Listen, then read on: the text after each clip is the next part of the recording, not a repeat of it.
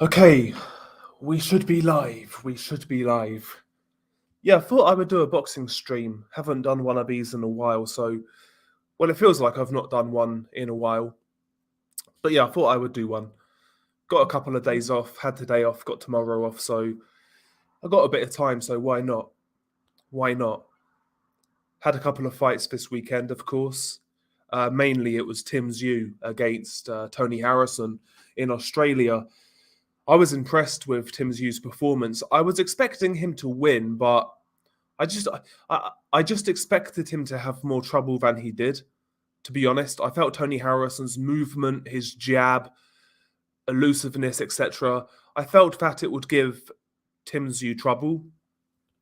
But to tell you the truth, it never really did. Tszyu was always in control in that fight. You know, systematically breaking down Tony Harrison, and he eventually got him out of there in round 9. Really good finish as well. A bit one-hand happy, as I said in my post-fight review. Very happy with his right hand, but overall it was a really good performance. Really good performance. And I think going forwards now, that performance makes the Charlo fight a lot more interesting. I think at this stage, Tszyu is the #1 contender at 154. I would put him above Sebastian Fundora, for example. What's up, sort of? How you doing? Yes, sort of. How you doing, man? And yeah, I really think Tszyu versus Jamel Charlo is a really good fight. I think Tszyu gives Jamel a lot of trouble. A lot of trouble. Whether he wins or not is another matter. But Tszyu's going to give Jamel Charlo a hard fight. I mean, I'm not a fan, Reese, of like negotiations in public, but that seems to be a trend in boxing now. But Usyk seems very committed to taking this fight. He's agreed to 70-30. He seems to be conceding to Tyson Fury's demands. So for me, Usyk seems the guy who is more willing to make this fight happen. And his career gives me no other reason to believe anything else. Usyk's always fought for best competition, so I believe Usyk is willing and he wants to make this fight happen. Whereas Tyson Fury, I'm not so sure. I believe there may be some cold feet there, or a little bit of apprehension at least. You know. Yo, G-Man, thank you, man. Big up to G-Man. Check out his boxing channel. Smashing it right now. Big up G-Man. Salute to G-Man. Thank you for supporting, man. Thank you for supporting. Much appreciated. Yeah, I mean, I've been holding fire, G-Man. I've been holding fire because I don't really want to make a Fury rant if then like 2 days later the fight gets signed. So we're gonna wait. We'll see where it goes. And if it doesn't happen, then we're gonna go in. We're gonna go in on Tyson Fury. What's up, J7? How you doing, man? Mr. Ash, I had to do a stool sample today, and it's left me fucking fuming. I've never done one of those in my life. I can't lie. I've never done a stool sample. What do you do? Do you like shit in a fucking... Do you shit in like a... What do you do?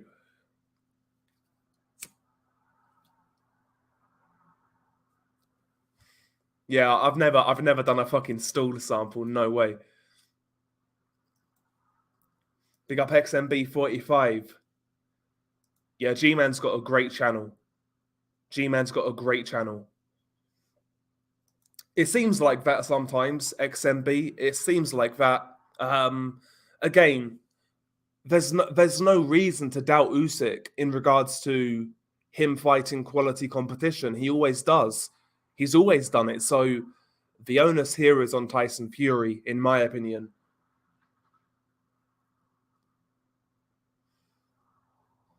Right now, I think he is the best available contender, Carlos Mendoza. I think he is the best available contender. He's the number one contender, in my opinion.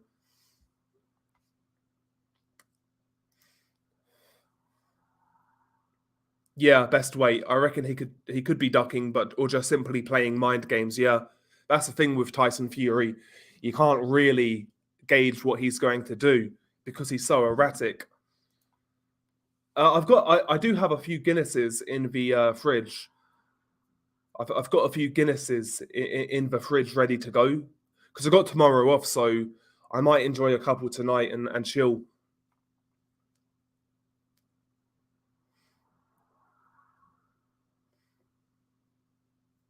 Yeah, Inoue as well.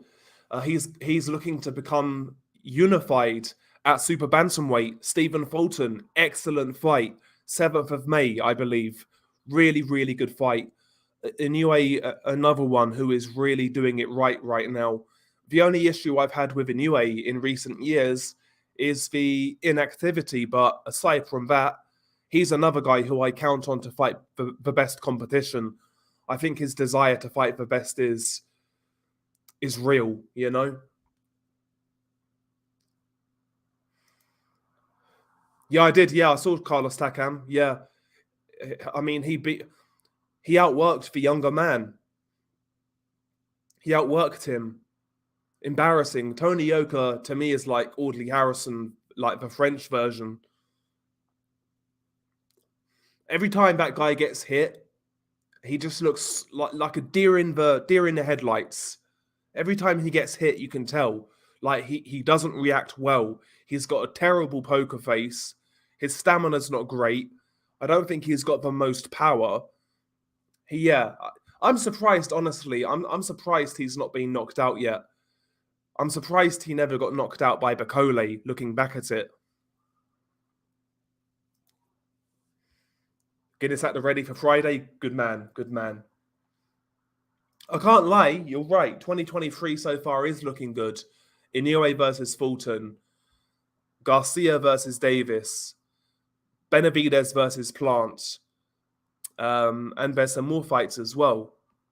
There's some more fights as well. Hopefully, Fury versus Usyk. You know.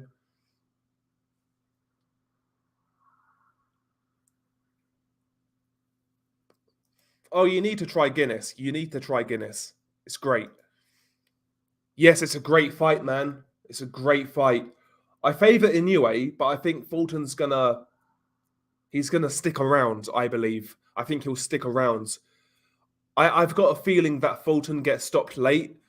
The thing with Fulton, at times he does show good defense. He moves well. He can be hard to nail, but at other times his defense is so leaky. It's like he can't consistently maintain his defense throughout a 12-round fight. If you look at his fights, there's always moments where his opponents get to him and land some real good shots, like Figueroa, for example.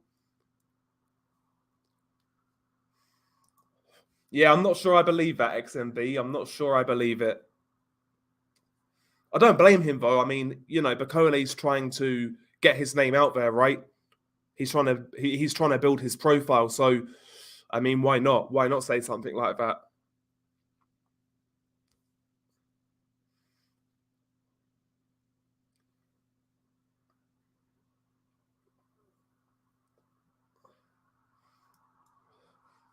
I know you can't stand it, but I had to laugh in Ireland. Lots of nobodies begging Hearn for a spot on Taylor's undercard, while saying he should give away the rights to in Ireland to RTE Freeview.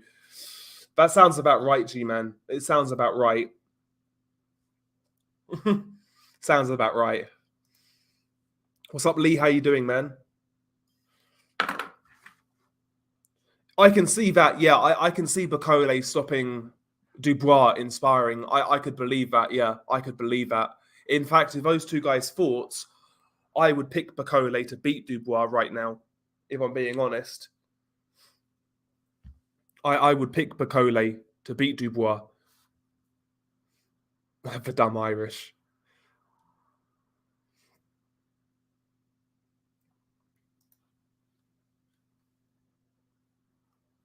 I agree. Focus on creativity.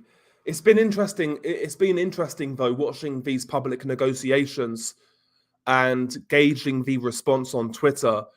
A lot of people now are starting to really get irritated by Tyson Fury over here.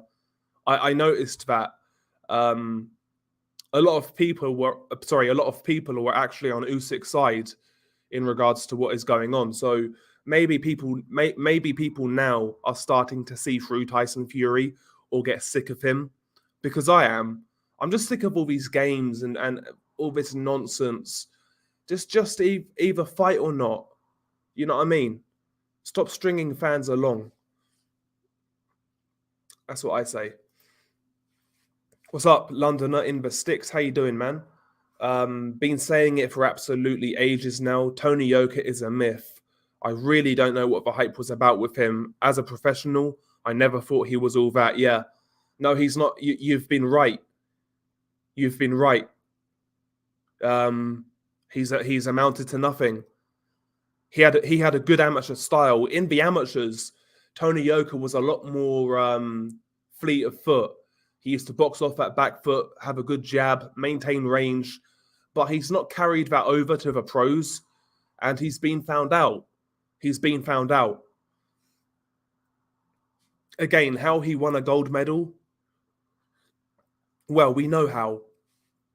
He lost to Hrgovic in the semi-finals, got a gift, and he lost in the final to Joe Joyce, got a gift.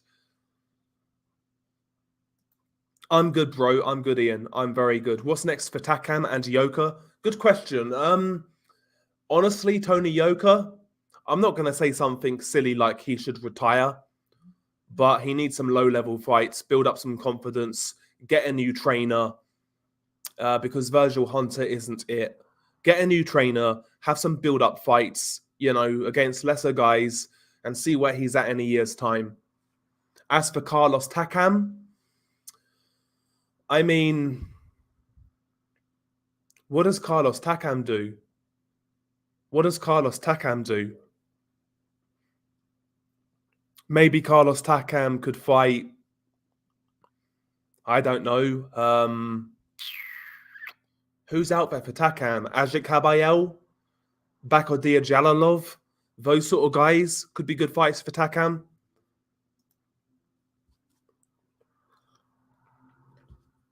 Who would you pick between Takam the other night and Dillian White? I don't know, but White is definitely getting knocked out this year. That would actually be a half-decent fight at this level. Might be a half-decent fight. I was actually quite pleased for Carlos Takam. He always comes to bring it, Carlos Takam. Had a couple of bits of bad luck in his career as well. I like Carlos Takam. Not the greatest in the world, but tough guy, always comes to fight. Just imagine the horror of getting Usyk versus Dubois instead of Fury Usyk. Yeah, can you imagine, Jim? Oh my God. Jesus Christ.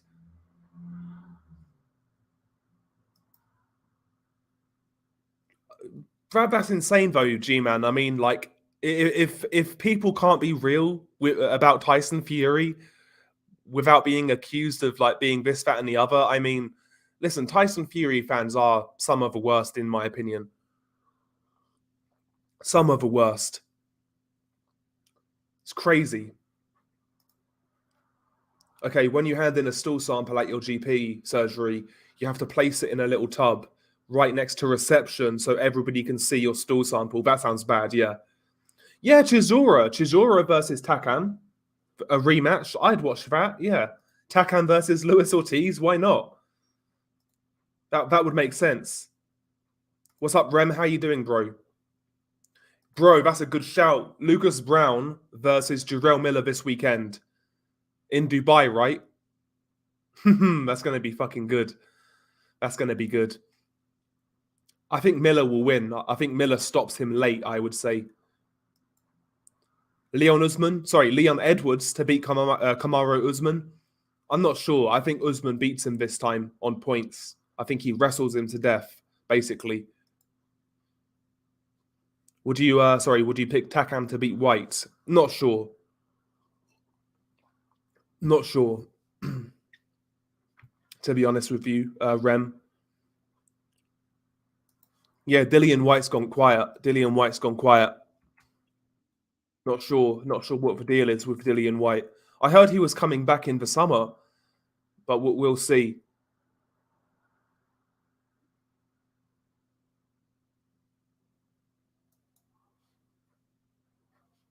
We'll see. Hang on. 1 second. Conor Benn is now calling out Kell Brook, by the way. That guy is so shameless. So shameless.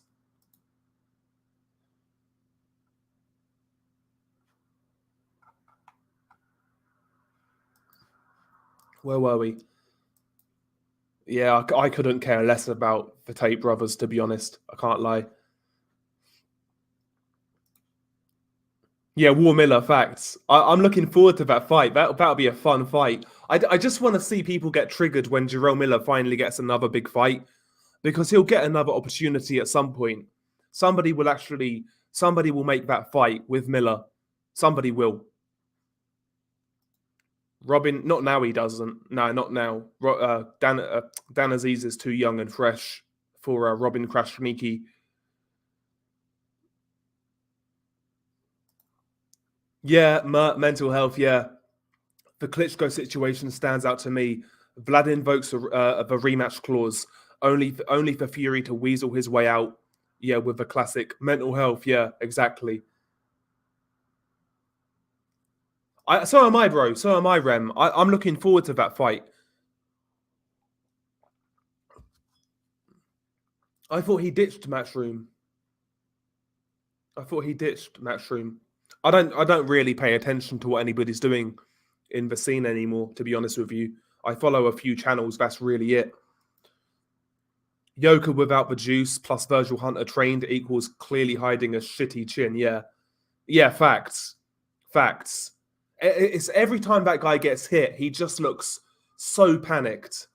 So panicked. Similar to David Price, though I don't think Yoka's chin is as bad as Price's.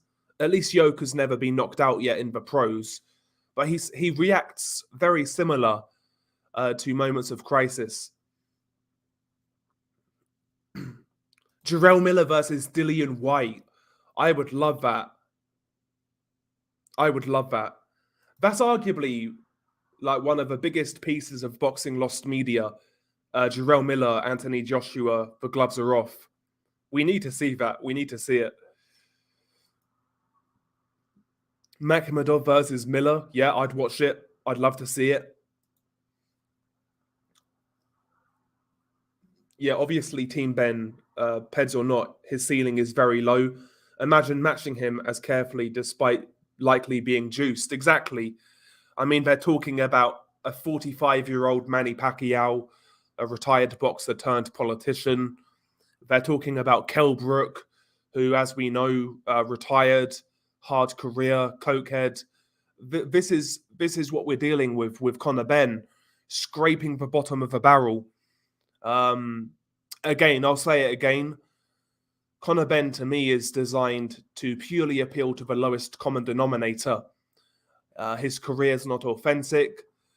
His desire to become a great in boxing isn't there.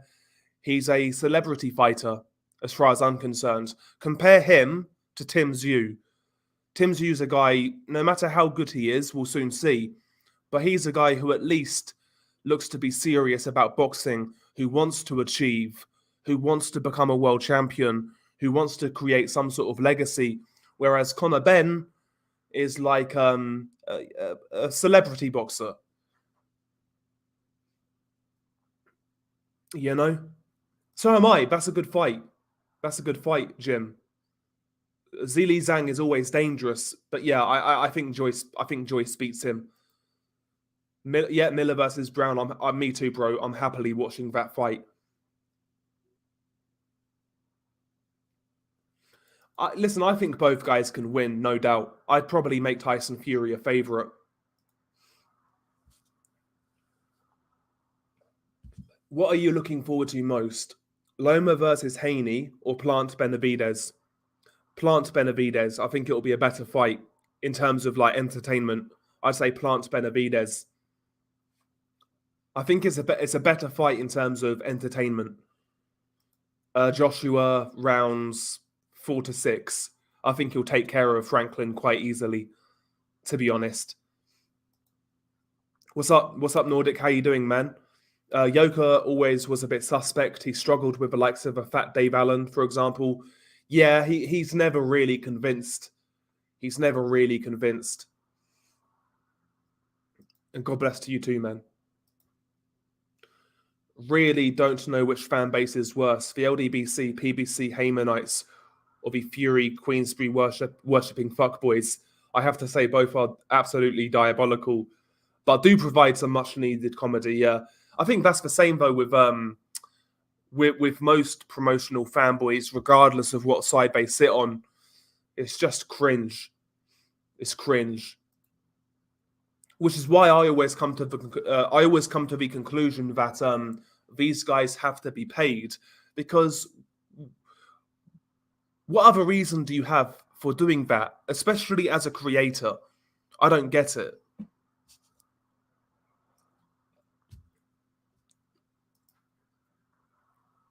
I would watch it. I would watch Marku versus Benn. I actually think Benn beats Marku, to be honest.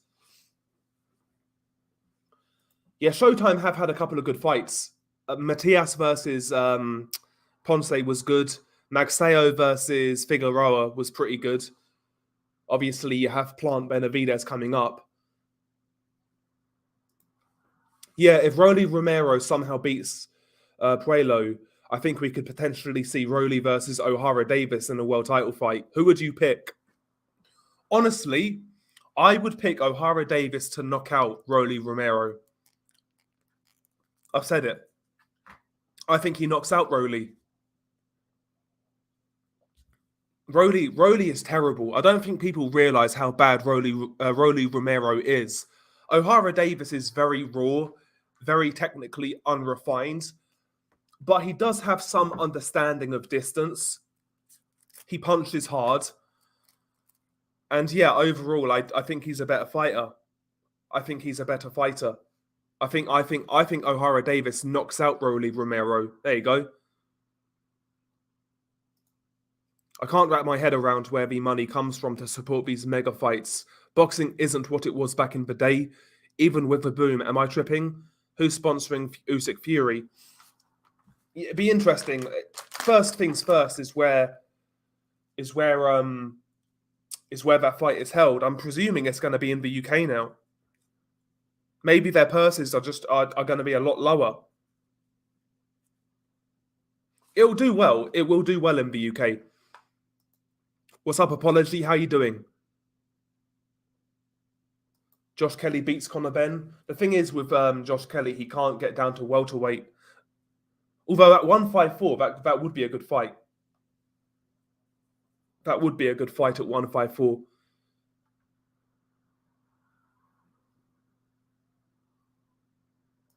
Have to say, though, if Frank does an even bigger number on Eddie, he will start banging Sky Nicholson too. Yeah, can you imagine? Old Frankie boy. He's doing well, Frankie boy.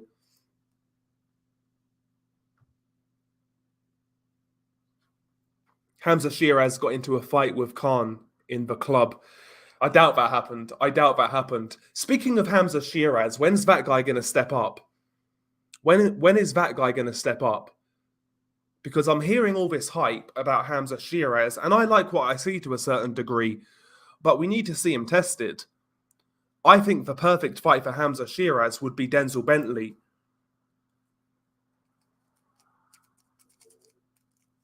I think that would be a great fight for him.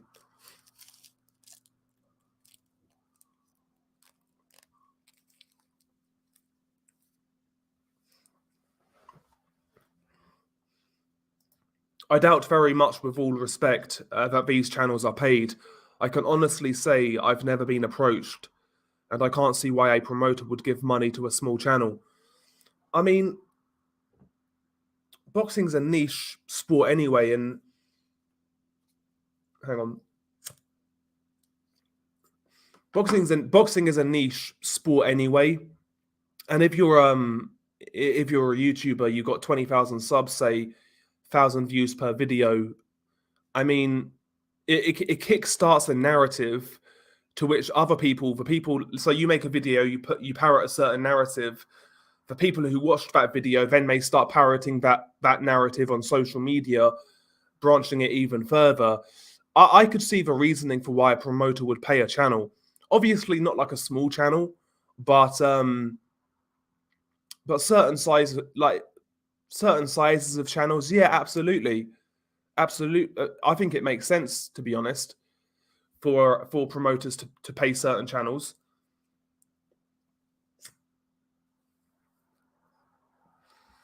And I wouldn't be shocked if it happened, or if it happens. I mean, haven't some PBC fanboy channels been accused of being given money? I'm pretty certain. Rolly retarded Romero. I think O'Hara knocks him out.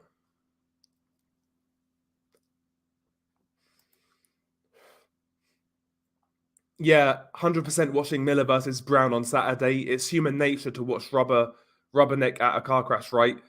Anybody know where that shit show's being broadcast? No idea. I'd have to stream it. That's going to be a stream job. Fury Joyce in September. Spurs or Wembley. Don't think we get undisputed. I hope you're wrong, Colin. I hope you're wrong. But I can't see Fury Usyk happening in April 29th. It's way too close. Yeah, boxing fans today are so weird. Rather than having the best fights, people are uncritically supporting fighters and promoters and seem more invested in purse splits. Yeah, rather than getting good fights. Yeah, exactly. That's the behavior I find extremely odd. Because aside from getting paid, I don't see the reason for why an uploader would parrot those narratives.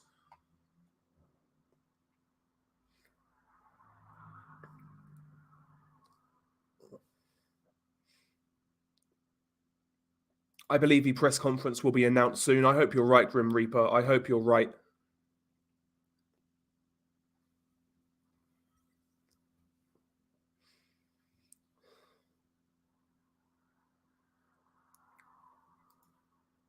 Fury Joyce does big numbers. Suspect that Fury knows Usyk will likely retire without undisputed fight because he can get the belts. Maybe.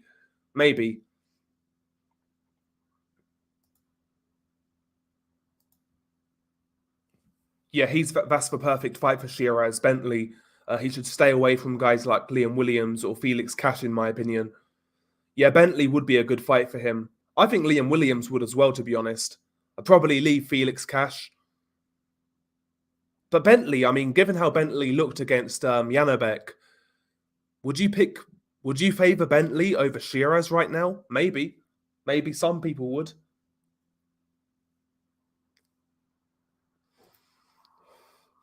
I'm picking Fury to win as well, but damn, I'm supporting Usyk with everything.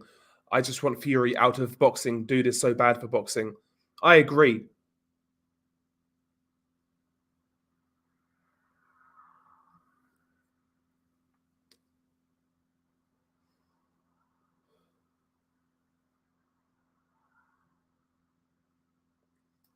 Is what it is, man. If that is happening, I mean, I bitch and moan about it, but I guess, people are going to do what they're going to do. People are going to do what they're going to do. It is what it is, right? See, I'll support any fight. I don't care what network it's on. So, like, Tank versus Ryan Garcia, we may even have to sign back up to the zone to watch that. I don't really want to watch that on a stream. I don't really want to watch that on a stream because I think that fight's part of the UK package. I'm pretty certain. So listen, I'll support any fight, any good fight, regardless of what platform it's on.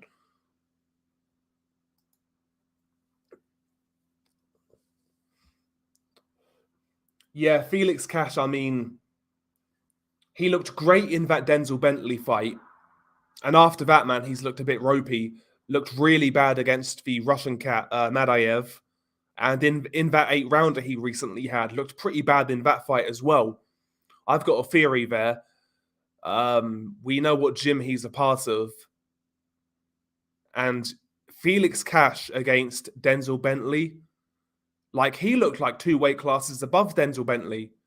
I think he was on rocket fuel that night. I really do. I think he was juiced out of his mind.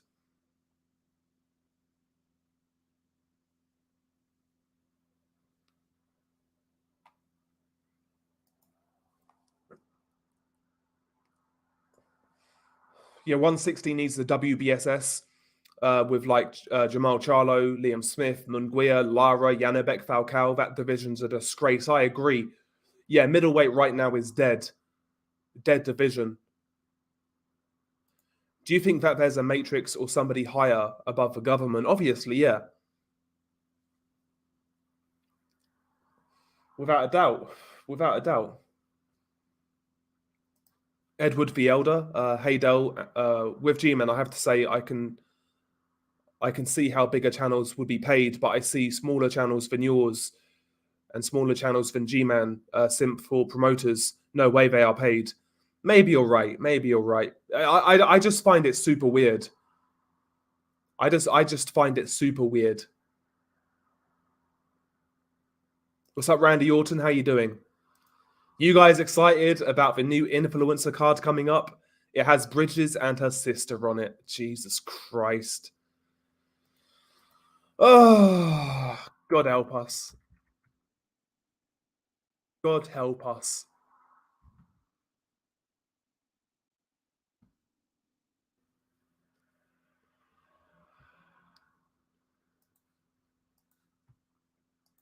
Maintaining a heavyweight body is tough on Usyk. Fury knows that he'll long it out as long as possible. Maybe. I think Liam would crack Shiraz's chin. He's the better boxer of the two. Shiraz is only good because he's big. Yeah, I do worry about Shiraz's chin as well. I do question his chin. But having said that, I don't think Liam Williams has the greatest chin either. It's weird. Years ago, when that fight was first being talked about, I always favoured Tank Davis. Then I kind of switched to Ryan Garcia. And now it's signed, I'm not sure, to be honest with you. I'm kind of not sure. One thing that's kind of putting me off picking Ryan is the rehydration clause and the catch weight. That is putting me off a little bit. So yeah, I'm unsure right now. I'm unsure. Yildirim would be perfect for Misfits. He might lose, man. He might lose. So have I. I've heard the exact same thing. I've heard that Cash is a mad lad outside the ring. I've heard the same thing.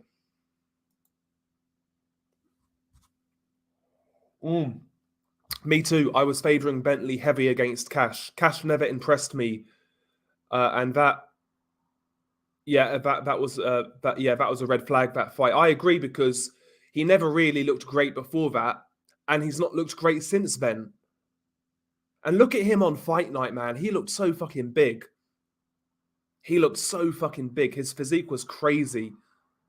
I would not be surprised if he was on something that night. I really wouldn't.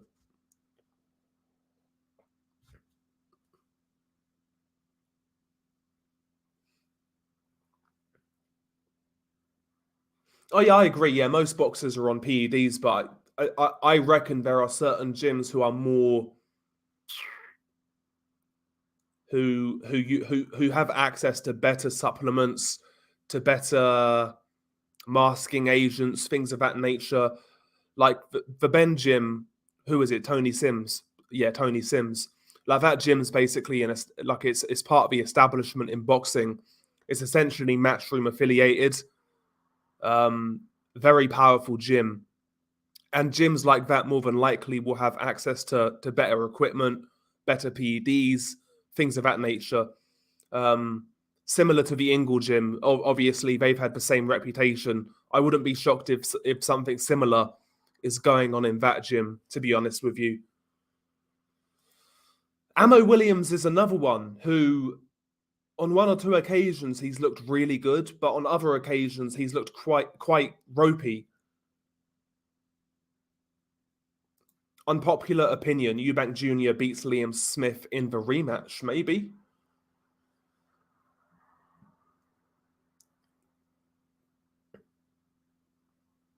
Maybe.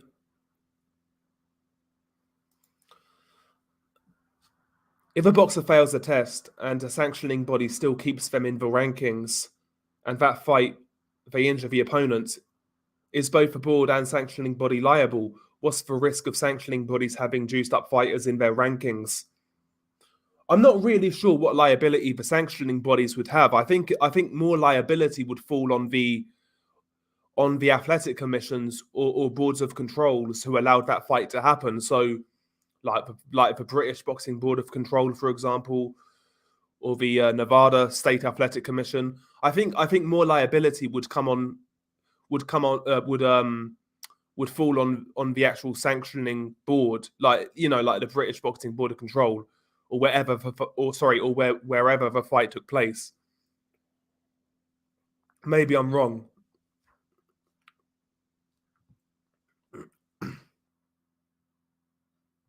Imagine Bridges like, what the fuck, leaving her home and a long-term relationship for 15 minutes of fame, and she wants respect. Yeah, I'm not a fan of G-Man. I'm not a fan of this female boxing lark going on in boxing right now. I really, truly hope it's a fad, but the way certain men move these days, T levels are dropping year by year. I don't think female boxing is going anywhere, unfortunately. I really don't. I just don't see how people can enjoy it. Ryan will smoke Tank. I'm 99% sure. I think Ryan in that fight, he needs to utilize his height and reach advantage and make Tank take the initiative, make Tank chase the fight. He needs to box on that behind that jab, take the half step back, and essentially make Tank lunge in to where Ryan can look for his counter left hook and try and time Tank coming in. If Ryan chases that fight, given Ryan's defense, his chin in the air, I think he gets knocked out. I think Ryan needs to draw the lead of Tank in that fight, personally. Bro, that's the only influencer fight I care about. Wings of Redemption versus Boogie. I will watch that fight. Unashamedly, I'll watch that fight. Now, that's what I'm here for. I'm here for that. That is like the ultimate in influencer fights. I watch that fight. I will watch that fight. I'm picking Ryan to beat Tank for 2 years, and I'm sticking by that. Bridges should be cleaning the toilets in McDonald's with a Coley flipping the burgers.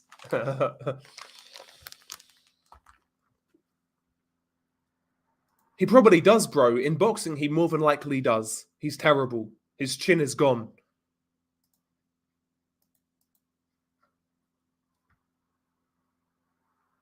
Cash physique is suspect. Has 0% body fat. Well, he doesn't have 0%, but he looked fucking ripped. And he's not somebody who takes care of himself out the ring. Yo, what's up, Chad? How you doing, bro? During the scamdemic, testing was on the back foot. Yeah, that is true. That is very true. I'm glad Yoka got cracked trying to cherry pick. Yeah. To be fair, though, the fight against Takam was understandable because he was coming off a loss, but now he's lost again. So, yeah, his career is more or less done at the elite level.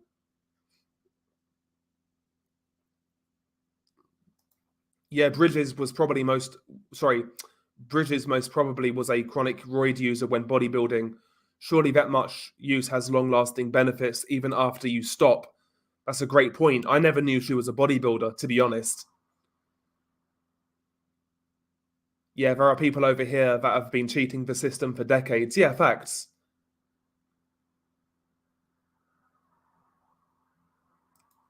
Yeah, there's nothing likable about Tank. He's finally taking a fight we care about. Finally. And as corny as Ryan Garcia is, because he is super corny, he doesn't seem like a nasty kid. He doesn't seem like a bad kid. Yeah, wasn't Tony Sims big mates with the Essex boys and into all of that type of gear? Yeah. Yeah, that Essex mob, yeah. And it's the same with Nigel Benn. Nigel Benn was close friends with Tony Tucker and Pat Tate. Yeah, the Essex boys, who were ecstasy dealers in Essex. Not only ecstasy, they had access to steroids and things of that nature. So yeah, when people say, "Oh, there was nothing to see there," not Nigel more than likely was on steroids. Good evening, gents. Can we all take a minute to salute Tyson Fury and the blinder he's played? He's forced Usyk into a 30% cut, or he fights Dubois at the copper box. 1-0 Fury. Maybe. I just don't have faith in Fury to be. I don't have faith in Fury. Facts. BKB will overtake boxing and MMA in the next 10 years. I can't see it, bro. It will get bigger, but I don't think it's gonna get anywhere near boxing or MMA.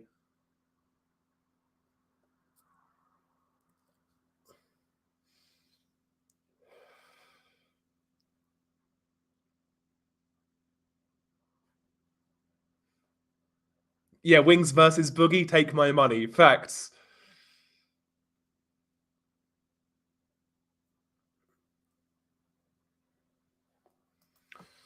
Shout out to Dell and everyone in the chat. Diego Pacheco is quality, but Hearn was proper gassing Benavidez Senior for the job he's done, and Jose got so gassed.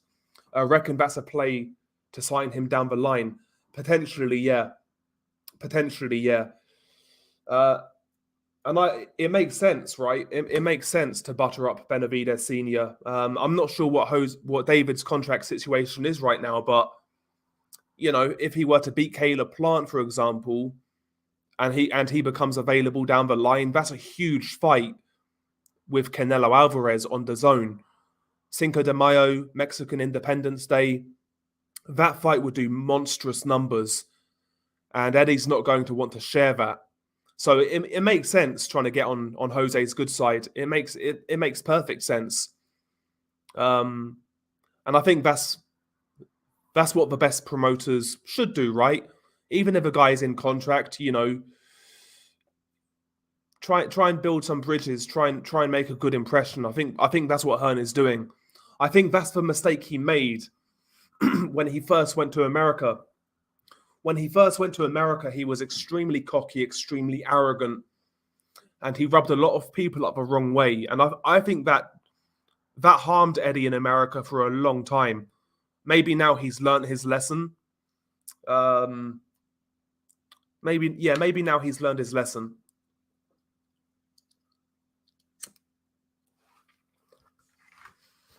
That would be my theory on it. Yeah, boxes have to be ticked, exactly. Boxes have to be ticked. Maybe Ryan offers him his punishment. Who knows?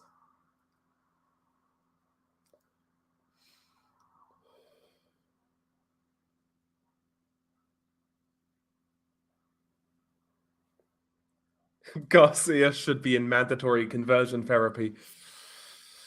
I don't think he's that way inclined. I just think he's like the modern 20-something, unfortunately, you know? I never saw that fight. I never saw it. Campbell Hatton to me is meh. I'm not particularly interested in Campbell. He's made some improvements, but I'm not all that interested. I just don't find his style all that entertaining.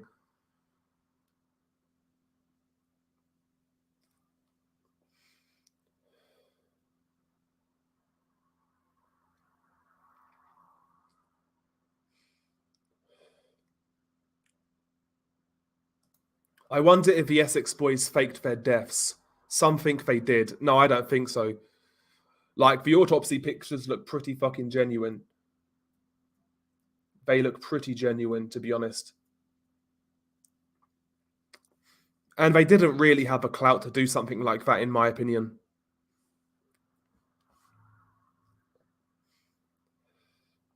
Yeah, Ryan Garcia comes across like a nice kid to me. Reminds me of the kid in Cobra Kai.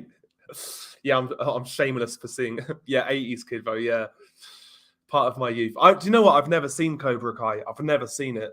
Everybody like raves about it, but I've never seen it. The old or the new version.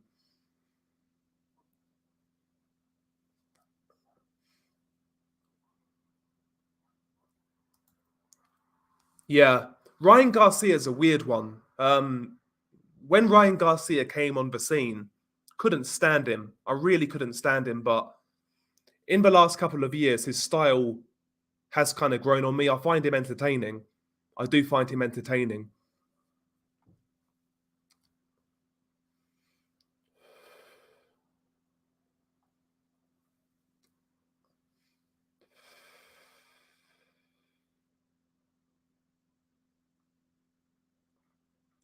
Yeah, G-Man, Chris Andre, some of the best channels around.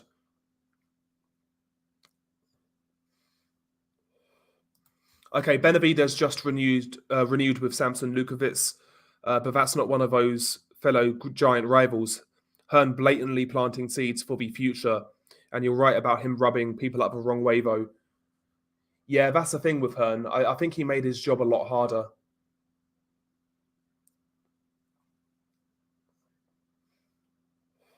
I think he made his own job a lot harder. I think if he was respectful going over there, maybe he would have found it easier to cooperate with certain promoters. But who knows, man? Maybe it would have always been hard. Who knows? Yeah, the Garcia tank fight is a huge it's a huge deal for DAZN in my opinion. That is a big bonus in my opinion. But yeah, I'm still waiting for Matchroom to really kind of up their game this year, particularly in the UK, especially in the UK. Yeah, honestly, 2 or 3 more years in the amateurs probably would have done Campbell Hatton the world of good. How can you get rid of something that doesn't exist, Reese? You can't get rid of an illusion.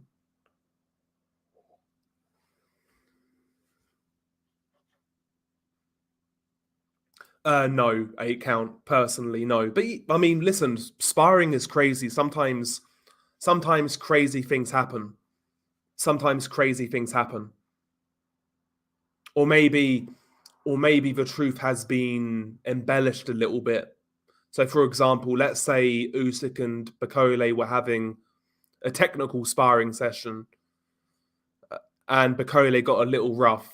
Maybe he was reprimanded to take it easier, something like that. And then Bakole runs and says, "Oh, I stopped Usyk in sparring." It could be anything like that, right?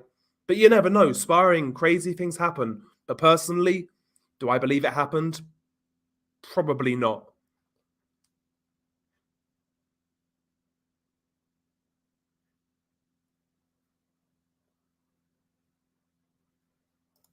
Yeah, listen. I understand why Ryan is hated by certain people. There's no doubt that's a reason. There's no doubt that's one of the reasons why Ryan is hated and disliked.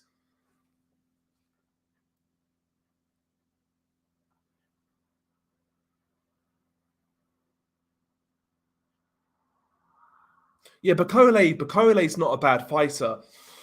He's he's got some subtle moves. Subtle moves. He's quite good on the inside for a heavyweight. We saw that against Tony Yoka. The thing with Martin Bakole, to me, he always looks unfit. He always looks unfit. I think there's talent there though. He's got some ability, Martin Bakole. He's got some ability. Puts his shots together really nicely up close for a big man. Nice short punches, uppercuts, hooks, etc. He's got some interesting attributes. for a heavyweight.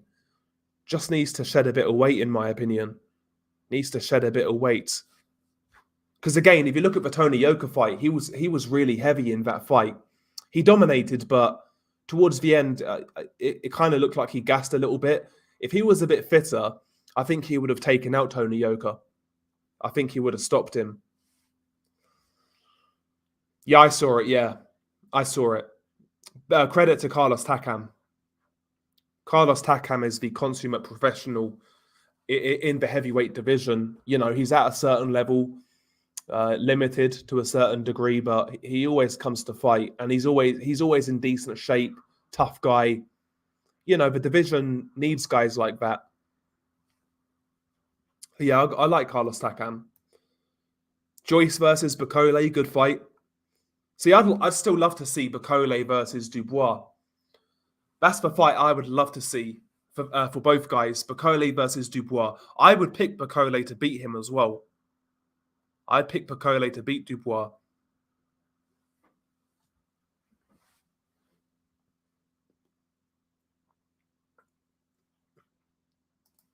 Great question.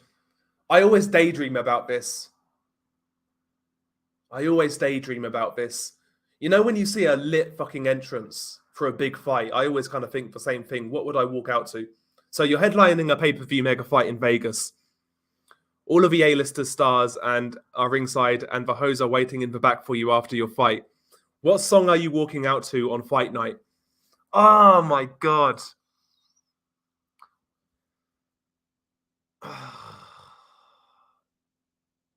What song would I walk out to? There's so many entrance songs I have in mind. I'd struggle to pick one. What would I walk out to? It's kind of cringe. It's kind of cringe, right?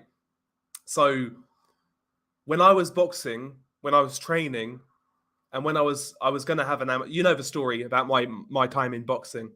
I trained to the point to where I trained long enough to the point to where I was going to have an amateur fight. Eventually, it fell through because the guy pulled out.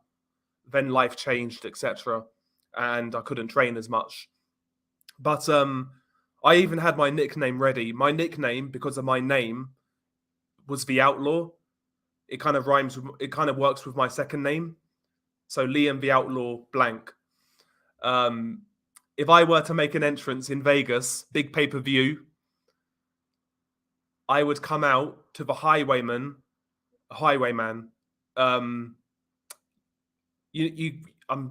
sure some of you know the song. It's Johnny Cash and a few other country guys.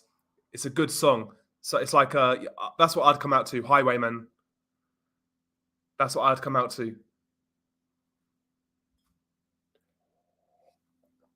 I'm sure some of you guys know the song.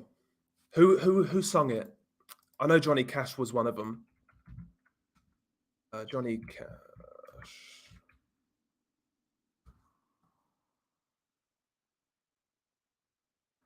Yeah, but so the band or the group is the Highwaymen, and the song is Highwayman.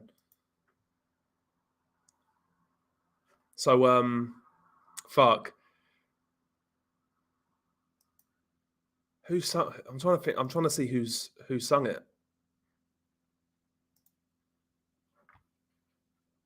I know Johnny Cash was one. I don't even know.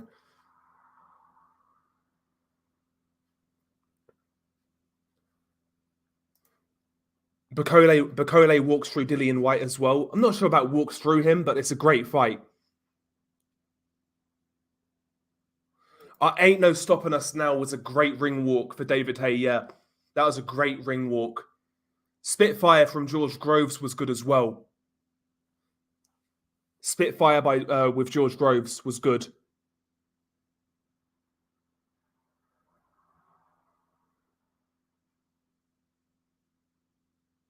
Yeah, that's it. Waylon Jennings, Willie Nelson, Johnny Cash, and yeah, Chris somebody. Yeah, that's it.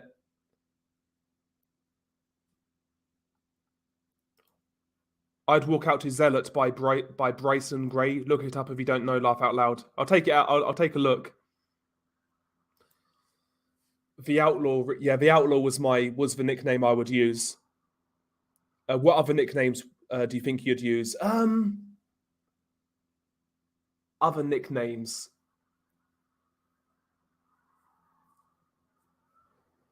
Lights Out works.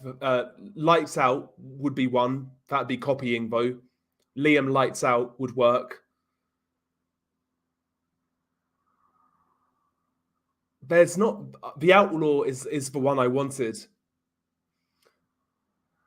Another thing as well, in regards to entrances, because of like having a nickname like the Outlaw, another entrance that I would like to make would be what's that movie called?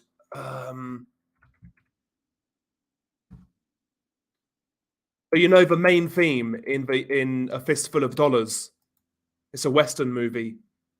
So I'd like Western type songs in my fucking walkouts. I think that'll be fucking lit.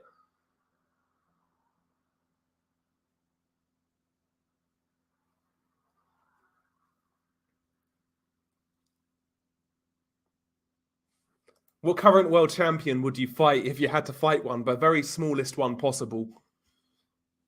The very smallest one possible. Good, Bad, and the Ugly theme could work. But I like the Fistful of Dollars song.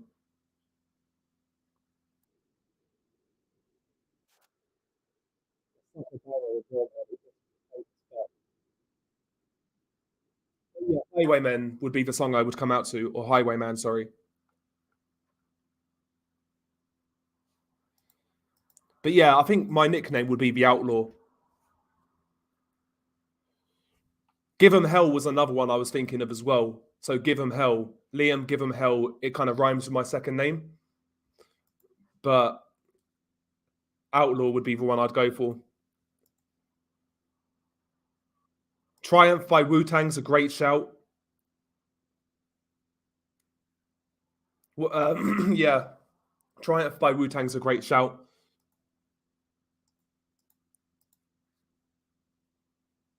Tag team confirmed. KSI and Mayweather and Manny Pacquiao and Salt Pappy. I doubt it, bro. I doubt it. Yeah, Triple B would fight Sonny Edwards. No doubt, no doubt. That's I do like thinking about that though. Like, what would I come out to if I were to fight? Bro, I need to get on this influencer boxing shit on the other channel. I'll just start calling people out to make that dream come true.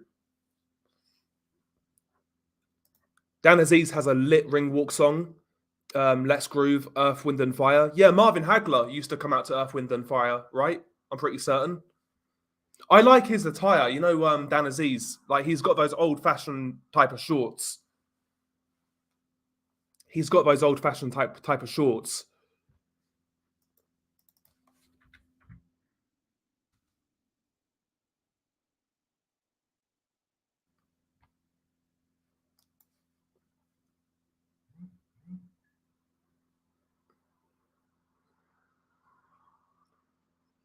What do you think about the Emperor putting everyone on notice? I'm not sure what you mean. Who's the Emperor?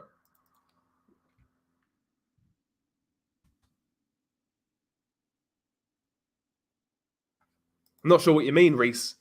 Who's the Emperor?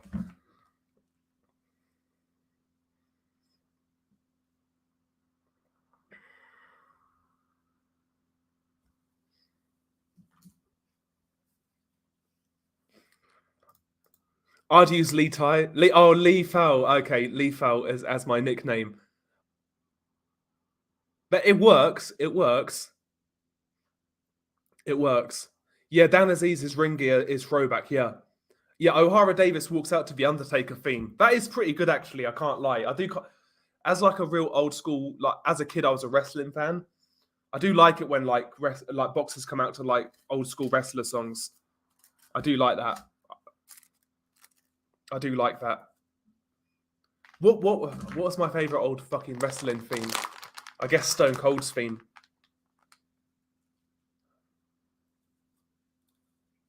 Oh, Emperor Michael. Emperor Michael. I know who that is.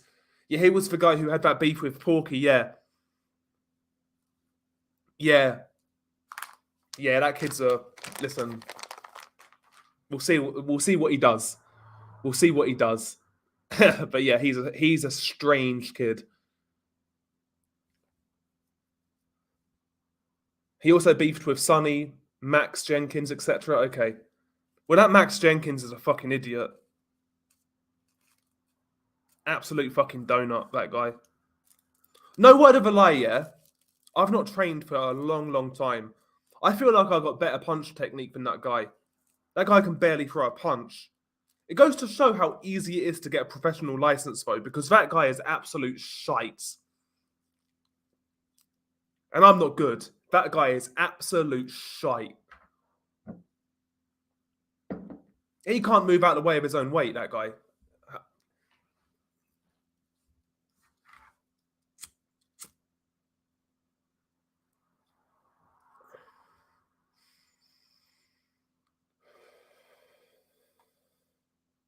All Along the Watchtower is a great entrance song. The Jimi Hendrix version, though, the Hendrix version. There must be some kind of way out of here. Yeah, Blair Cobb's ring walks are pretty good. MF Doom, Who Do You Think I Am, would be my ring walk tune. One for the True Hip Hop Heads theme. A big tune. One you can mean mug and stomp to the ring. War mode, yeah. Yeah. When it comes to hip hop, if I had to come to hip hop, I'd probably be like Rem. I'd choose Wu-Tang.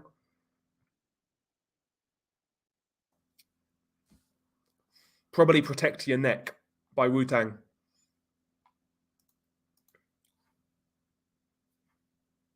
Emperor Michael will KO Max Jennings. Facts.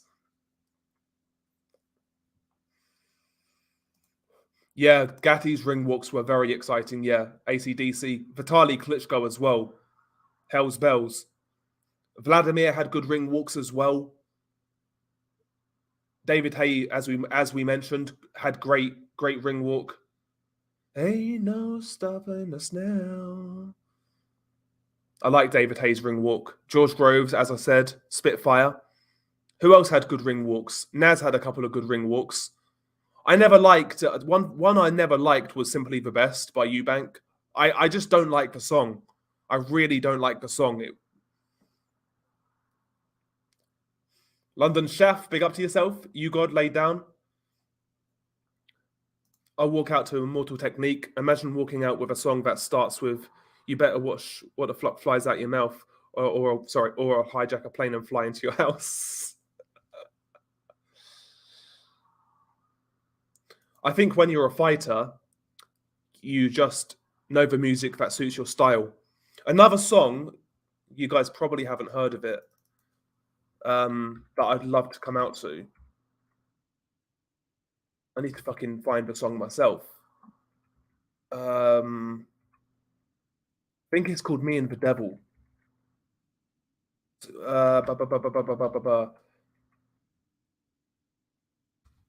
Yeah, "Me and the Devil" by Jill Scott Heron. A fucking banging song.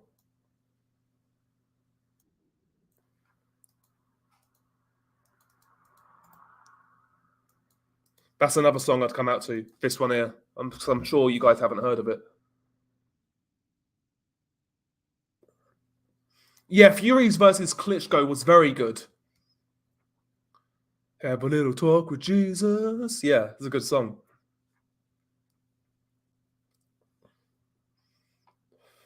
Yeah, whenever David Haye gives his predictions, bet your whole life on the other guy. That was one of the best ring walks of all time. Yeah, when I think that was against Samuel Peter when he came back, when he was introduced by the previous heavyweight champions. Yeah, that was such a great entrance. Such a great entrance because like Holyfield, Lewis, Tyson, these guys all introduced him. Yeah, it was great.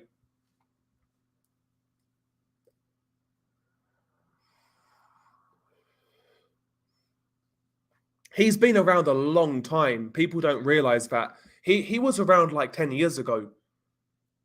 He was around like 10 years ago, Emperor Michael.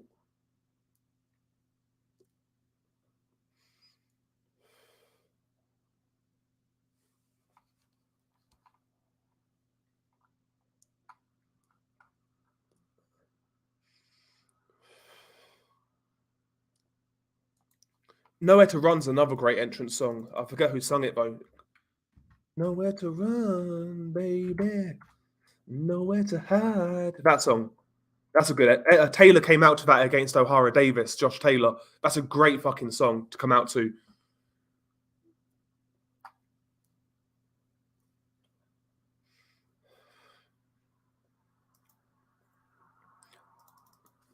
Also, one I always appreciate when boxers come out to this. For Boss by James Brown. That's a great entrance song. That's a great entrance song.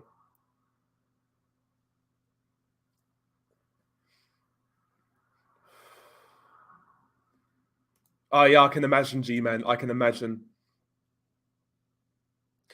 See, I think that song is just overused in sports, I think. XMB. I think it's overused. That Freed from Desire song. Freed from Desire. I don't know the rest of the lyrics. I know the Will Griggs song more. Will Griggs on fire. Your defense is terrified. That one. Kell Brook had a good entrance.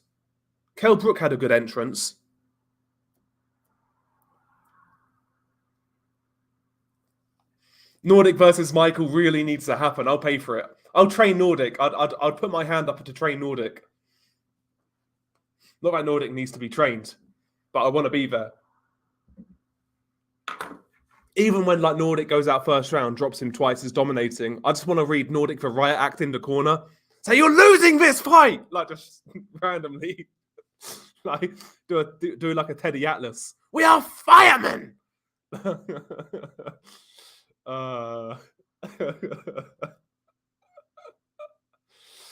Yeah, that's the song. That's the song. So yeah, Nordic, if you get that fight, I've got to be your trainer. Don't knock him out in the first round because I wanna have like a corner and like an inspirational corner talk where it can be like clipped and put some inspirational music next to it.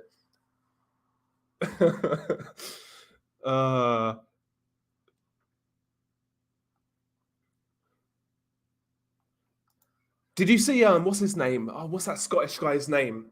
Count Dankula. He did a video on Charlie Zelenov. yeah. Do you believe in magic? Oh, that'd be so fucking great. Like you come back after like dominating the first round, and I just, oh god, that'd be hilarious. Oh, Apollo Jackson's funny though, or Emperor Michael, whatever he goes by now. I quite like Dankula. I like him. He done well to capitalize on his opportunity. It kind of backfired, really.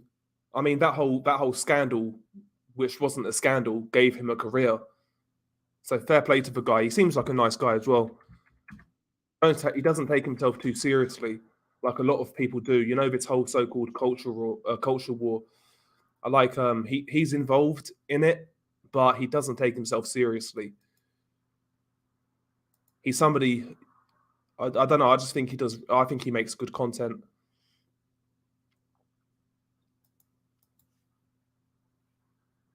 What's up, Big Boys Boxing? Yeah, Teddy Atlas is a fraud, but he's given us some great moments. He has, yeah. Me and Lee will be the judges. You can have us on the payroll.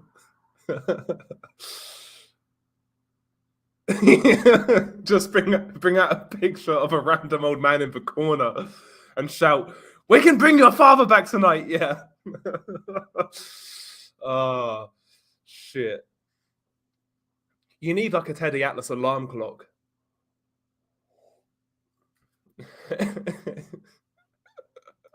Yeah, Nordic becomes what he's criticized Canelo for years. He becomes like the establishment influencer fighter.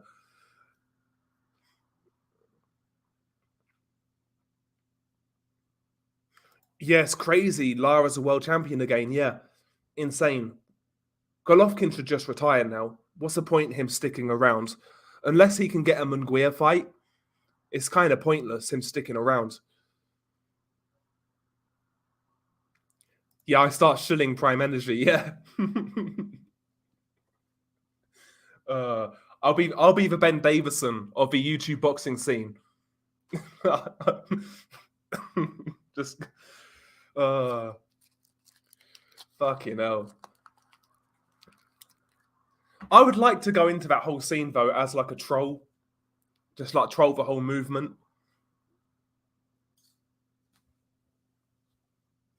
Yeah, Liam Smith is another good fight for Golovkin. Yeah, I'd watch that. I'd watch that. I think Munguia is the best fight. Championship mentality. Exactly. I'll turn Nordic from like an aggressive swarmer to like a back foot boxer.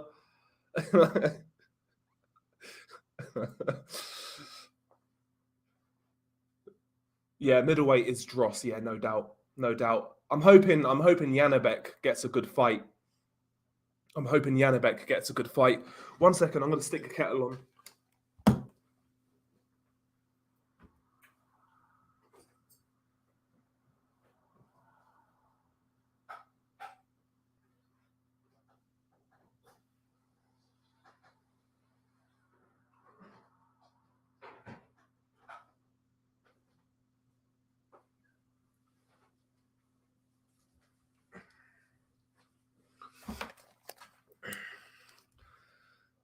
Yeah, I could legitimately do it now. Yeah, I could. Yeah, I could. In all seriousness, if I did it,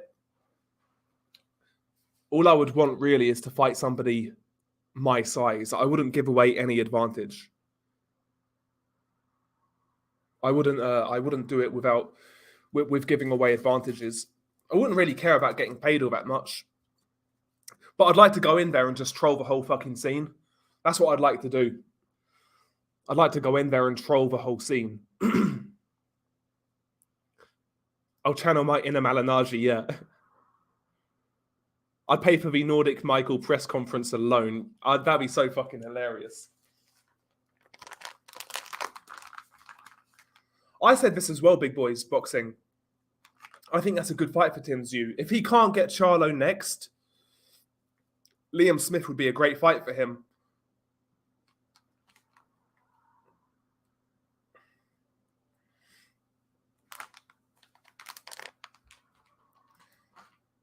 Yeah, but if I was boxing, I'd shed a bit of weight. I'd shed a bit of weight. So like right now, I'm walking around like maybe 175. I'd lose a bit of weight. I'd probably cut down to like 68. I could probably cut down to 160, honestly. And be a weight bully. I'd be a weight bully. So what I'm saying is, I'd boil down to like 168, 160, and I'd fight a natural walking around 160. Yeah, I'm 6'2", yeah. That's what I would do. I'd just be a scumbag about it.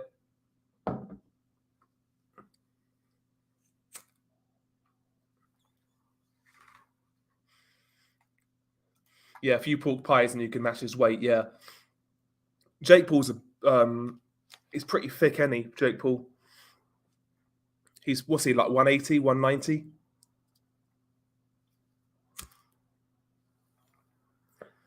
I'd like to know, though, what those sort of guys are getting paid. Not like Jake Paul and that, but, you know, these shitty influencer fights.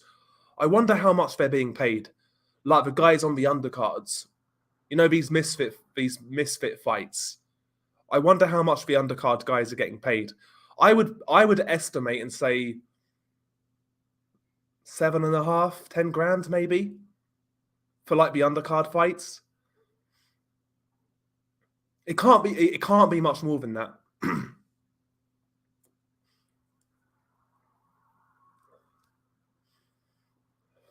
Honestly, I would try and cherry pick as well. I'll try and cherry pick hard and build up like a Wilder style of record. That's what I'd like. Just cherry pick loads of bums, knock them all out. build up some influencer record, and cash out and get knocked out.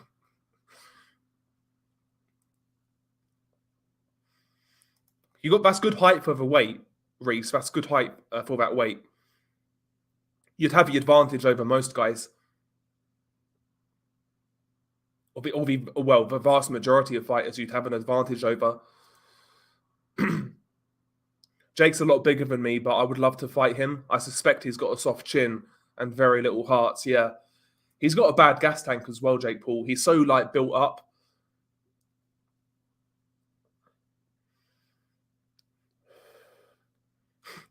That's exactly. What's the deal with Emperor Michael? Is he actually being serious with his call-outs, or is he just trolling? I can't tell if a dude is being serious or not. The true mark of a nut job, I guess. Yeah, exactly. If I were to fight, I'd love to fight on the Wings versus Boogie undercards.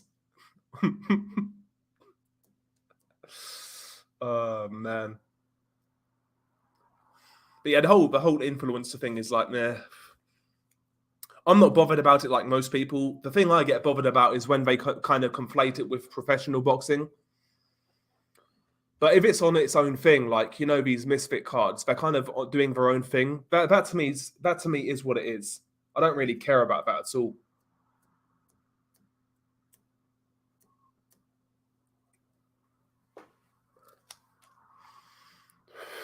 I think Michael would take out Porky relatively easily. Now Porky's had a lot of serious health problems. I doubt he can fight at all now. A good gust of wind would blow him over. Not even trying to be nasty, but he's had too many surgeries. He's mid-50s, whatever.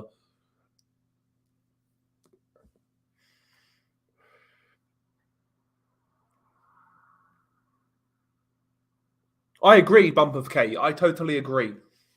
Tommy Fury's actually shocking not to be able to get Jake Paul out of there, considering he is in world-class training for years. Yeah.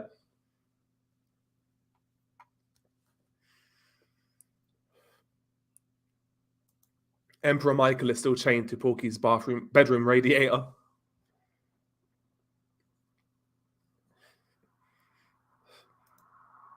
Nordic versus Porky inbound.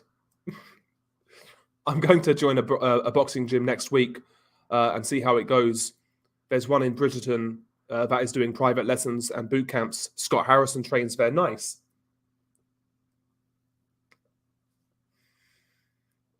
Yeah, that was embarrassing. That was embarrassing. He was crying and whatnot that he beat Jake Paul. Insane. Absolutely insane. I say all this, but I don't know whether I would do it if I got the call. I would do it if I could sort a good gym. If I could sort a good gym out, I'd probably go Luton, to be honest. I'd probably go and train in Luton. It's a bit of a trek, but that's where the best boxing gyms are around here. I'd probably go to Luton. Maybe Bedford. I don't know.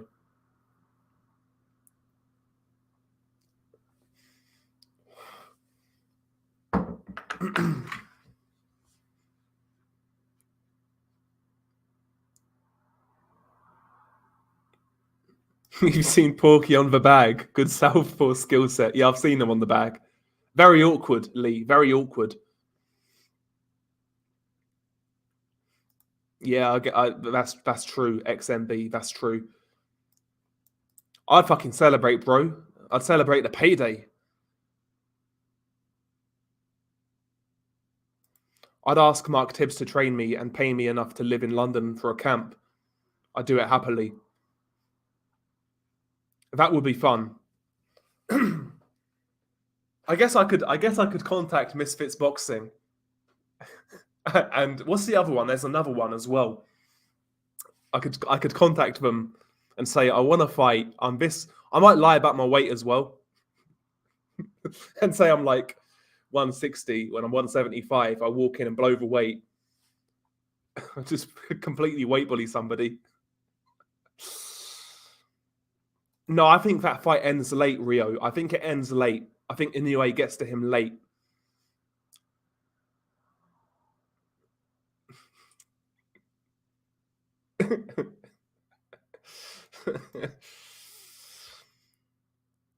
All I would do though in this whole influencer shit is rinse 1-2s, because most of the fights I've seen, that's all you need is a good 1-2.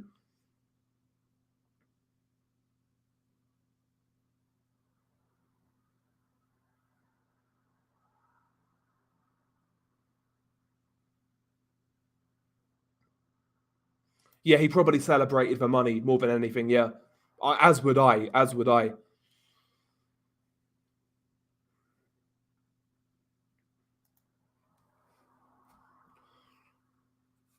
I think it will be good though. I think something like that would be good to do something like that, because it does take an element of courage to fight in front of people, even though that level is really low. Like, to do that in front of people takes an element of courage, especially someone like for me personally. Like, I don't really want people to know who I am, so like for me to do it would take a lot. I don't like the idea of people knowing who I am IRL. That's my thing. That'd be the thing that kind of puts me off.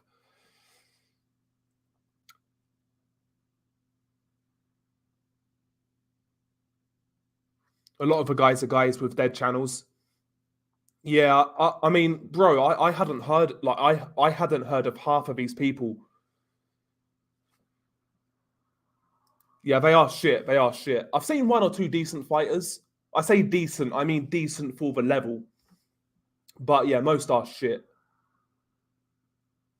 wear a Rey Mysterio mask.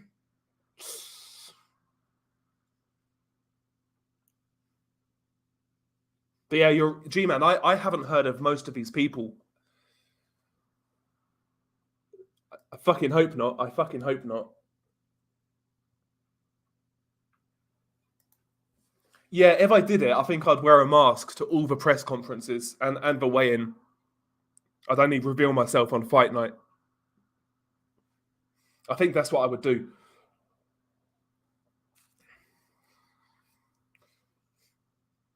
And I might. Do you know what? Another thing I would see. I don't know how I would play it. Part of me wants to be a super obnoxious troll, where I just get like the low T, like the low T audience to hate me. Do you know what I mean? I want to push, but like Colby Covington, if you know who he is, just be a real troll. Be a real troll and like just like get people paying to see me lose. That's the easiest way to get notoriety in fighting, right? Is to be a troll. Yeah, Gary Lineker's a clown. Absolute clown.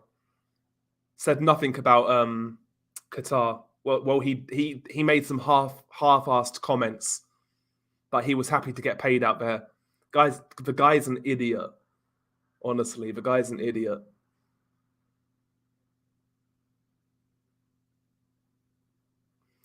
Buy Charles Bronson's book, Solitary Fitness. Incorporate it into your lifestyle for a month, and you'll be ready to murk these misfits. Yeah, exactly. Stuff like that. Wear a banned women's sports t-shirt at the presser to trigger the bots. Yeah.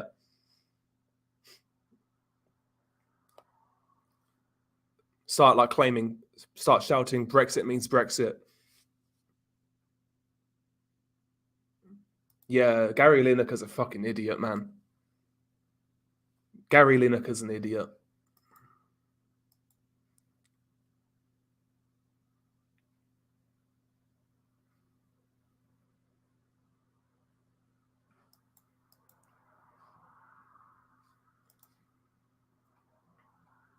But yeah, that would be the main thing. It would just be getting fit. Yeah, the things I would say after winning one of those fights, they would have technical issues. Yeah, I think have you not always wanted to be the bad guy?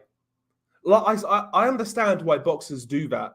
Not only is it like effective at marketing, but it just must be fun to wind people up.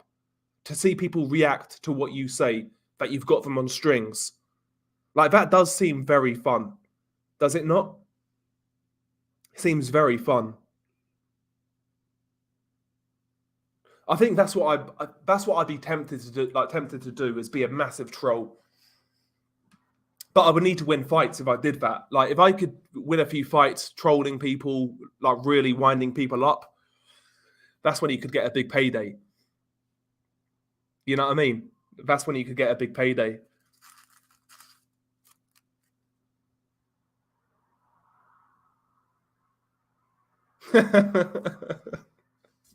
God. But yeah, Gary Lineker, man. Fucking hell.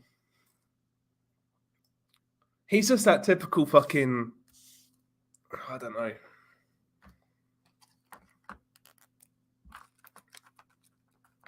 Don't do as I say, do as I... Sorry, don't do as I do as I say type of people.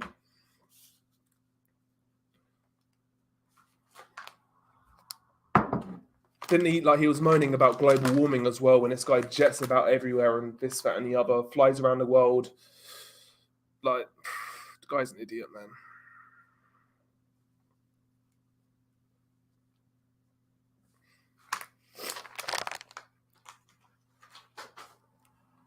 Oh, 1 second.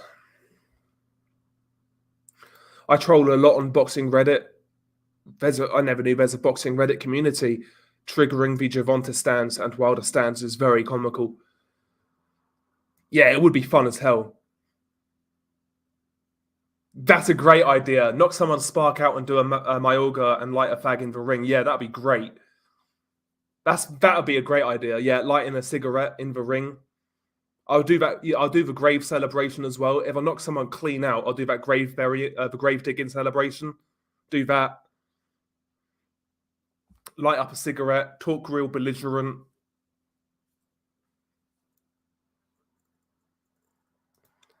I don't even care about the money. I would do it for free. In this day and age, bro, man, you got to get paid for it. You got to get paid something for it. You got to get paid something for it. That'd be the dream. Like, the end goal for my YouTube would be if I could, like, literally just make enough to own a house outright. At that point in time, I'd divert my content to talk about shit I actually really want to talk about. I've made a Rumble channel as well. I might start uploading on Rumble. Yeah, Reddit is AIDS. Reddit is fucking AIDS.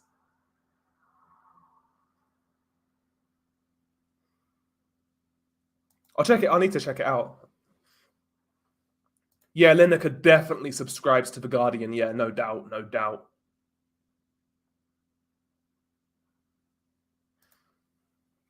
KSI is a bigger name, though. No gas. He's a much bigger name than Tank Davis. Comparative to his level, he's probably fought better competition as well.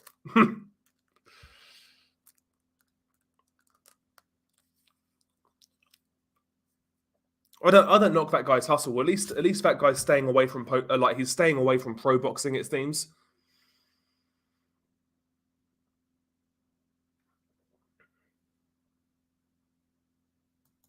That could be, you could do that, yeah.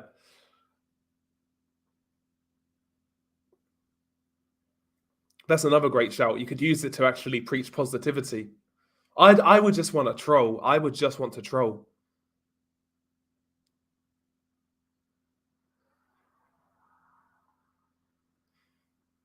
Yeah, one thing about Tank is he does sell live audiences. Like, he does sell out crowds. I'll give him that.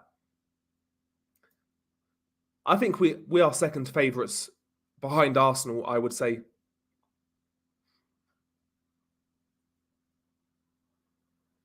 I used to visit Boxing Forum 24. I used to visit that forum, but there's no real good forums for boxing now. Max Jenkins is a lazy slob. He's getting flattened soon. Yeah, Tony, it's peak for Tony Yoka. It's peak. his peak. Yoka is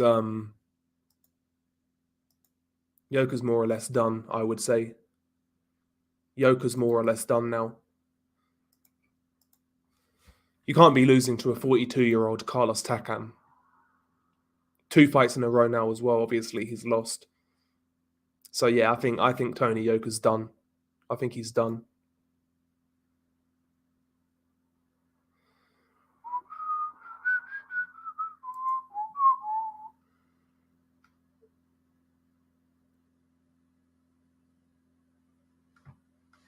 One second, guys.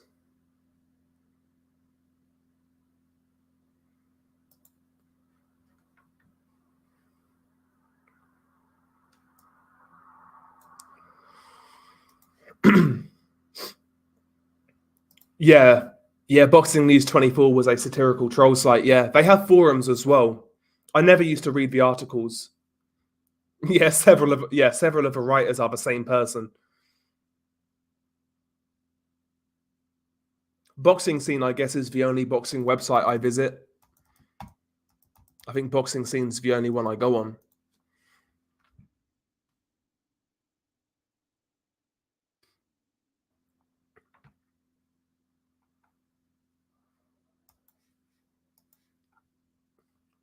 But back in the day, like in like the late 2000s, early 2010s, there used to be a few good boxing forums about. Not so much now. Having said that, though, forums are not really a thing now anyway. They're not really a thing now. Some forums could be like real super entertaining as well.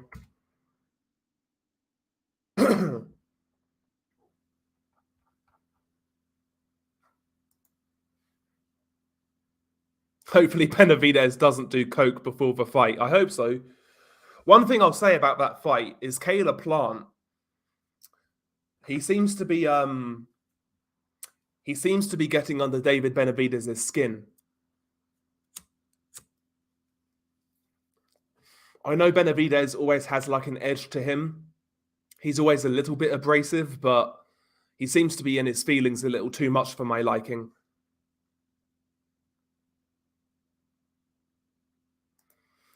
I miss the old days of the internet when most people were edgelords IRL and badasses online. Yeah, like the internet when we was growing up in the late 2000s. Basically from like 05. When did I start using the internet? Our first home computer, I was 7 years old, I guess. 6 or 7 years old. I think we got our first computer in 2000 or 2001.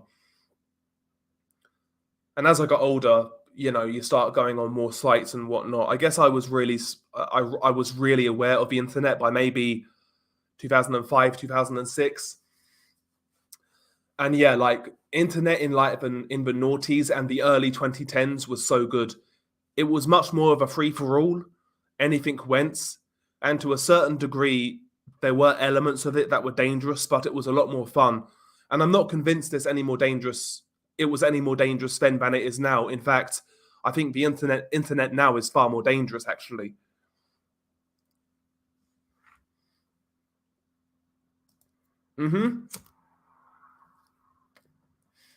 Yeah, before mainstream news had their own channels. Yep. Plant will be unbearable if he wins. Yeah, need him flattened. Yeah, YouTube back then was crazy.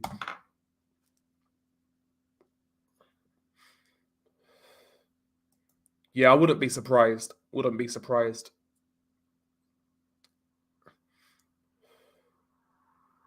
Yeah, I remember. Yeah, all the chicks had gothic waifu profile pictures from Google, most of the same person. Yeah, I agree. DMD Zhang's a dangerous stay busy fight. Joe Joyce should win, but Zhili Zhang's a big guy. He's crafty southpaw, and he's got power, and he can time you in between your punches with that left hand. So he's a dangerous stay busy fight.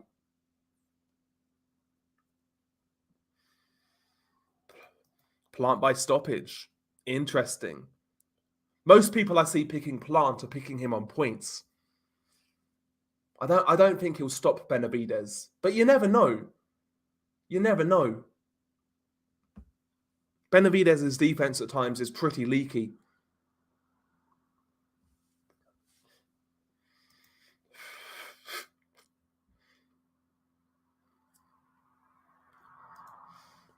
Zhang can punch, but Joyce will tear him apart pretty easily, in my opinion. Far too slow and easy to hit. You're probably right.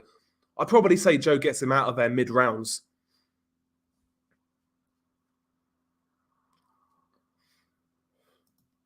Zhang said he was poor versus Forrest because he forgot to drink water. Based off his last performance, I believe him. Or maybe he was on that good shit. Who knows? Maybe he was on that good shit.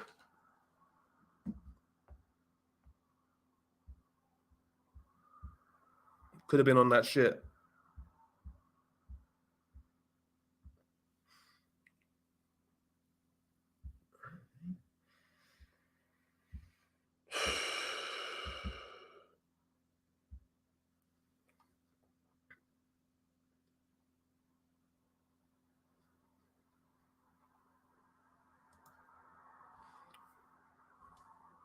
Yeah, Joyce should drown him in 7 or 8, but his chin could go one day.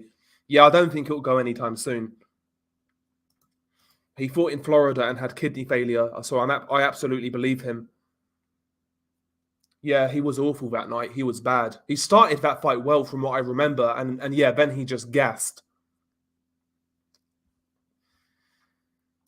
Who knows? I mean, he turned down Filip Hrgovic again, by the way.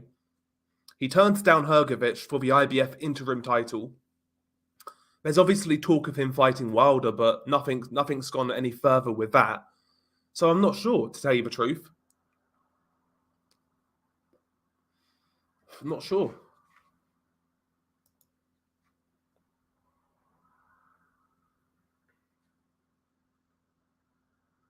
He is very flat-footed, Benavidez. He is very flat-footed.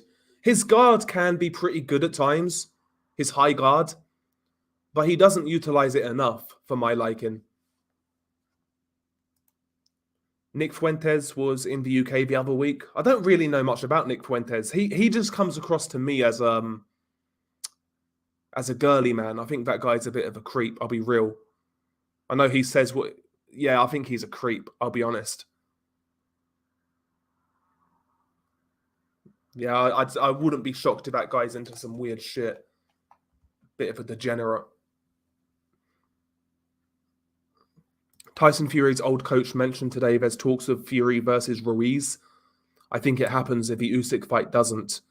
Yeah, that'd be one that would make sense, I guess, right? Ruiz is somewhat of a big name, a former heavyweight champion for what that's worth. So yeah, that would make somewhat sense, I guess. I wouldn't want to see it. I think Ruiz gets his head jabbed off, to be honest. I think that'll be a shocking fight, one-sided. Because Ruiz doesn't have the foot speed to close the distance on Tyson Fury. He'll just get picked off.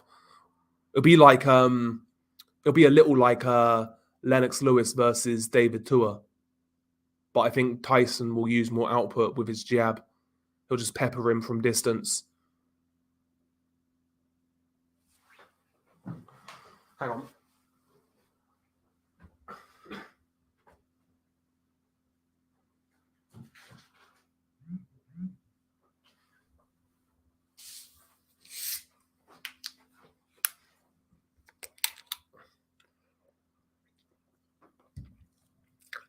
I got a Lucozade. Fuck making a coffee. Yeah, that AJ bag destroyed Ruiz, I think. It killed his motivation, I would say.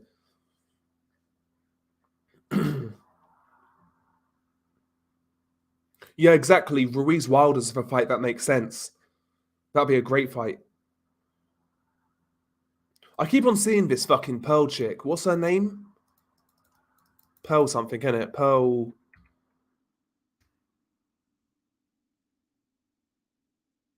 I keep on seeing this bitch on Twitter. Just pearly things. She's butters as well, in my opinion. Ruiz is so overrated since the AJ fight. I agree. He got blown way out of proportion. Before that fight, he wasn't a top 10 contender. Nobody saw him as a top 10 contender.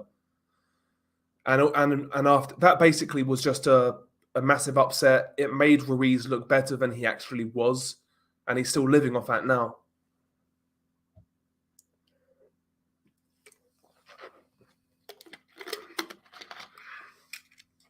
Okay, so she's a red-pilled woman. Okay. I think a lot of these, she's not attractive, but you know these like somewhat attractive, quote-unquote, conservative women who have like podcasts and social media presence. I think most of these are just grifters, to be honest with you. They look good. They say things a lot of people want to hear, but I don't think they're really genuine, to be honest. I don't think they're all genuine. Maybe there's one or two that are. Maybe I'm being a bit. I mean, you can't. It's irrational, right, to say every single one's a shill. But I would say the majority know exactly what they're doing. Do you know what I mean? Chisora Ariola, yeah, that would be a good fight. See, that's a good fight to That's a good fight on like a pay-per-view undercard. Yeah, the algorithms are pushing it. I would take Wilder. I would take Wilder over Ruiz, to be honest. Again, he has that same problem of closing the distance. Ruiz has quick hands, but his feet are slow. So Wilder, in my opinion, would have to fall in, like shoot and fall in, and then Ruiz capitalizes if he's to win that fight. But if Wilder keeps it on the outside, I think he more than likely lines him up for a straight right hand. I don't care how good Ruiz's chin is. Yeah, there's the other one. Like, there's one that I think is so blatantly obvious is like a fucking proper like grifter. What's her name? Layla something. Is it Layla?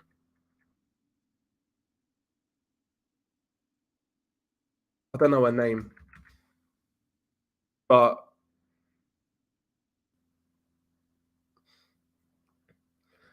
I mean, Andrew Tate was banned on everything technically, right? I mean, maybe he is who he says he is. But regardless, I think he's a bit of a degenerate. There's rumors about that guy. That guy strikes me as a little bit fruity, I'll be honest.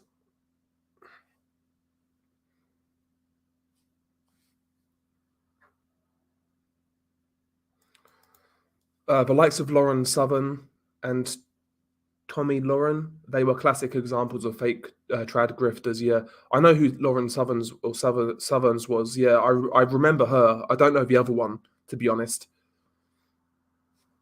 Yeah, that one. That's the one. Yeah.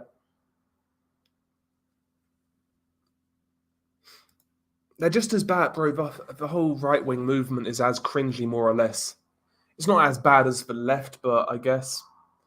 But it's pretty fucking bad. Like, look at the whole red pill, the male red pill community.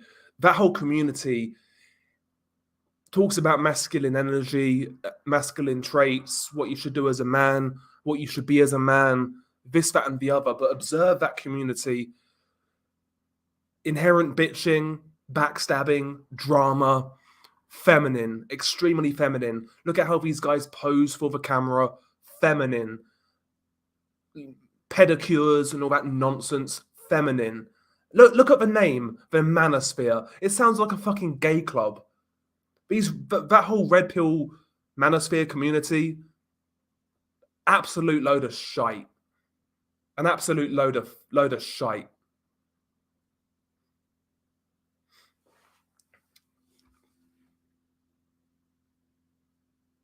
Garcia is finished. PEDs destroyed his body, allegedly. Garcia fought the other day against that fucking American football player. What's his name? Mike Balogun. He knocked him out.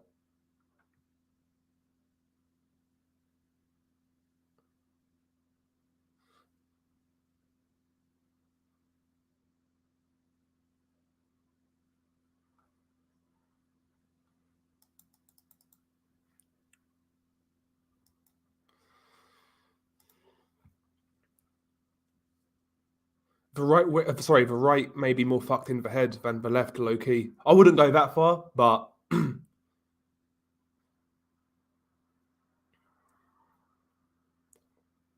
yeah, they are a very effeminate community. Plus, emotional manipulation is their forte. That's a very good shout as well. You look at Andrew Tate. Andrew Tate's the perfect example of that. And you also just look at how they communicate, how they like how they'll the constant use of hands when communicating. That's a feminine trait. It's weird to me to see a man like do all that shit, like waving around like he's a conductor when he's talking. It's weird as hell.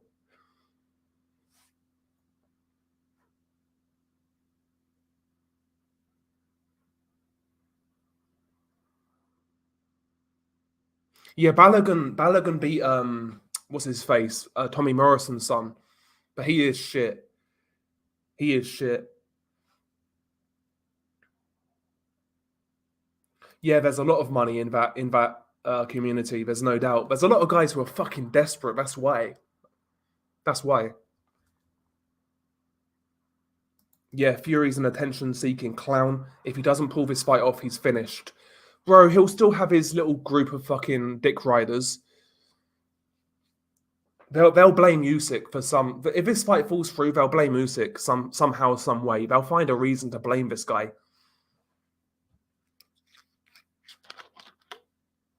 But I do make you right though. There are a lot of people now who are starting to get sick of Tyson Fury. I've noticed the change on Twitter in the last few months.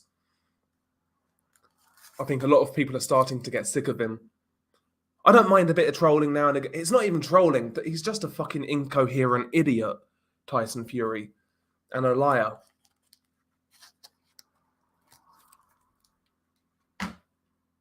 But they'll find a way to blame Usyk. Yeah, even Andrew Tate's leg kicks looked a bit gay.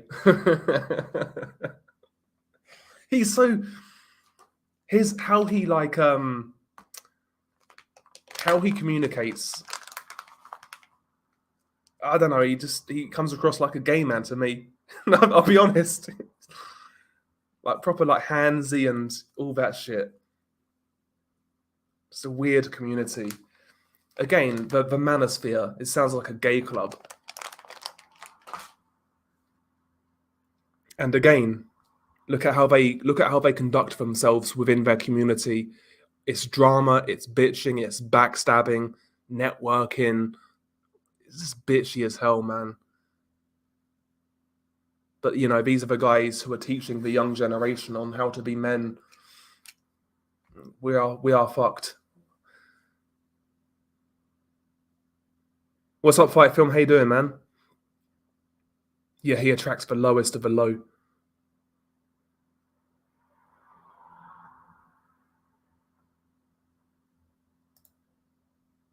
Yeah, gossiping about how bad women are. Yeah. He's just a weirdo, man. Absolute weirdo. Without doubt, he's some sort of fucking psyop.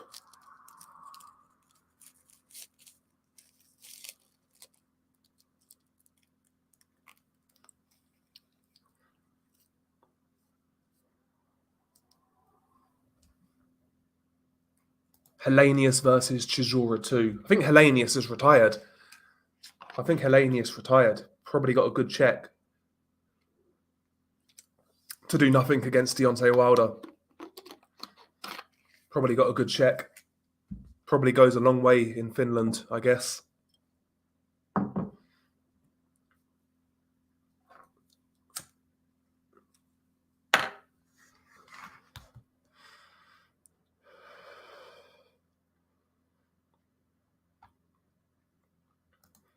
Yeah, Tyson Fury. Yeah, no doubt. He definitely changed upon his comeback. He was more than likely, you know, he was sat down and told how it's got to be, I guess, and he accepted it.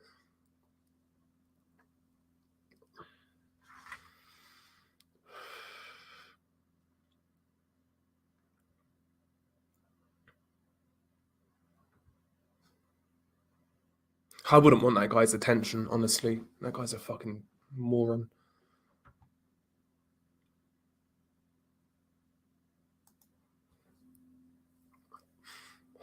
It's been like an interesting case study though to kind of delve into his community. It's weird seeing like people structure their comments on YouTube or Twitter.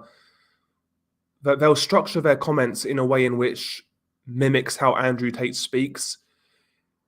Maybe they're bots, but I've got a feeling they aren't.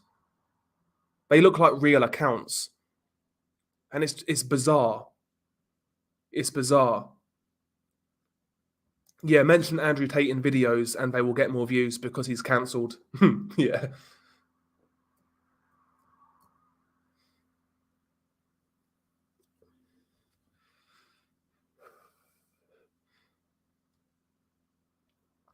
They did a shitty job if he's cancelled. They did a shitty job.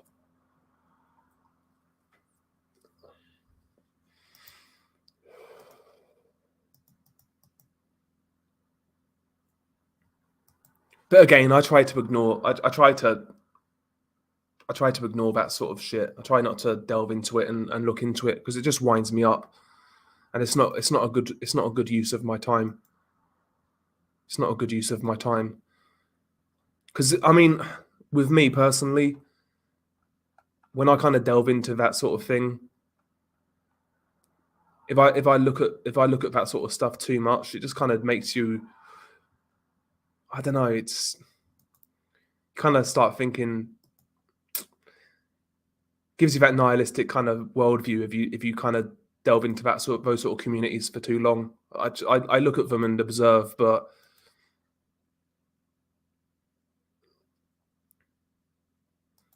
yeah, Andrew Tate fans are just angry and holeless. I'm an introverted autist and still attract female attention. No excuse for the manosphere. Yeah, a lot of those guys just need to come out though. A lot of those guys just need to come out. It's that simple. Who's that weird guy? What was that guy's name when he got exposed? I forgot the guy's name, but he's a cuck. What's his name? I don't know his name. But yeah, they're all fucking weirdos. But I think that fight might be an IBF eliminator, Levi Khan. It might be an IBF eliminator. I think Pascal should win. Yeah, and that mindset is super nihilistic. That's another. So I like to look at like internet subcultures just for. I don't know. I just find myself going down rabbit holes. I'm kind of fascinated with how internet subcultures, how they grow and what they represent. And speaking of black pill, there's like this black pill. You know, there's like the red pill dating dating sphere.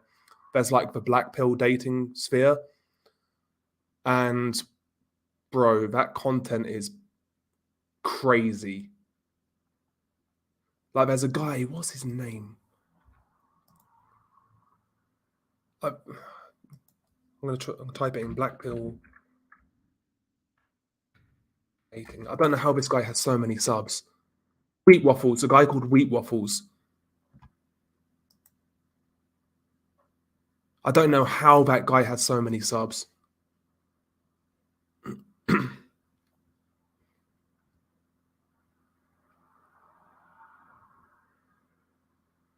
Yeah, Pascal should have been cancelled after Kovalev 2, fighter safety. Yeah, Kovalev damn near nearly killed that guy.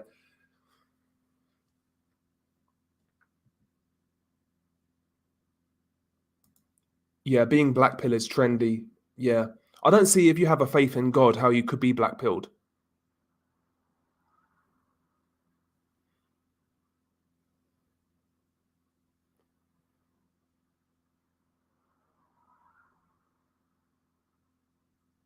For me, black pill is submitting, giving up. For me, that's what it represents. That it's hopeless. That there's no point. To me, that's what it represents. And you look at, like I was saying, you look at the black pill dating community, and that's basically the message they portray. in regards to dating. It's really not that hard. Clean yourself up, get a decent haircut, wear clothes that fit. Don't have to get designer clothes. Wear clothes that fit and suit you. Learn how to communicate and shoot your shot. It's a numbers game at the end of the day. If you just want to get laid, it's a numbers game. It is really that simple.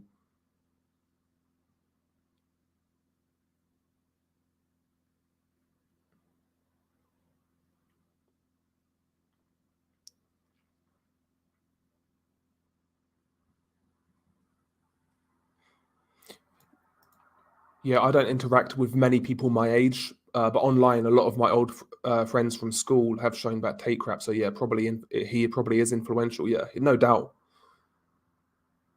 Not just holeless, but fatherless. Yeah, or not even just fatherless, but like even the fathers they have in their lives are they are not the influences in which they should be. That's one thing I'm grateful for. Was my dad had me when he was older, like he was old school. My dad is, for my age, my dad is old. And that's that was one good thing about having an older dad. Well, he was old school as hell.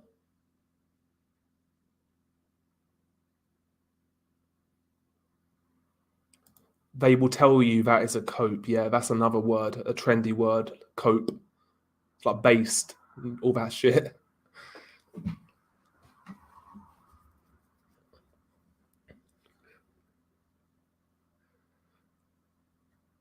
Oh, is he back? Michael McKinson.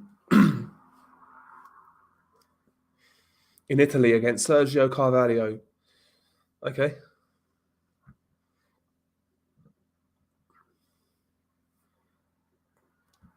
Yeah, I mean that's a two-sided thing, right? They don't even realize smashing hoes would solve none of their issues. If anything, it could cause more. But they believe the lie these grifter artists sold them. Yeah. No, like a lot older. A lot older. So my dad is 76 and I'm 28. So yeah, my dad was a lot older when he had me.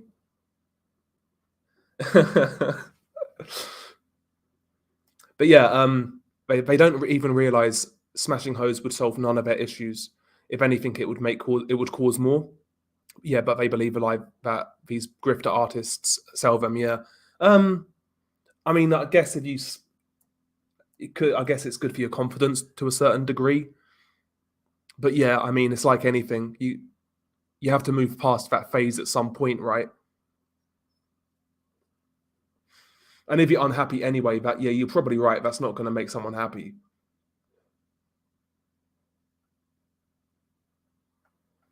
Yeah, Bradis Prescott is still fighting. Yes, still fighting. It's madness. Yeah, cope and dog whistle, the new favorite words. I like based because it sounds dope. I use based ironically, but you know those people who actually use it genuinely, it's kind of like, oh god.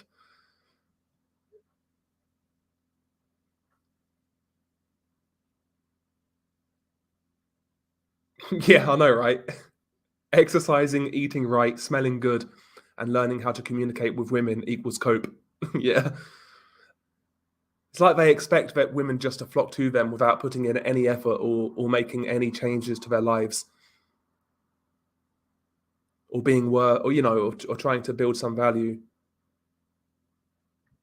My dad is 6 years younger.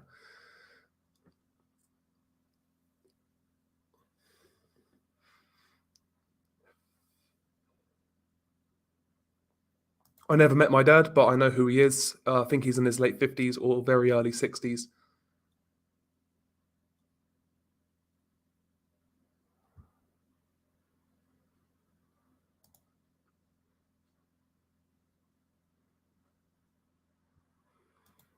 Yeah, it's one of those in words, right?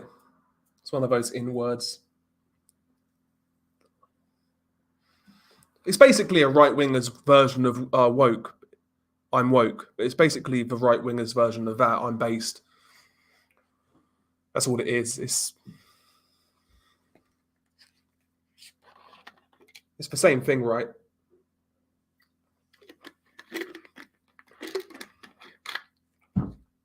Yeah, there's always random cards in Dubai. These cards can't make money. It makes you wonder. I wonder whether these cards, so like Big Baby versus Lucas Brown in Dubai, I reckon like a card like that more than likely is a money laundering operation, I would say. That's what I mean. They're not going to make money on it. No TV companies are picking it up. I doubt. And they're going to be I'm sure they're going to get paid a decent sum.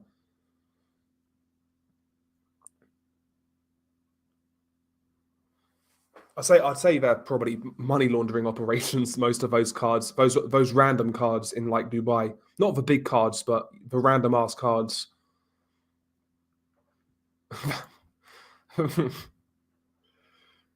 Yeah, Jeff Lacey is Nordic's brother. Both fathered by Calzaghe.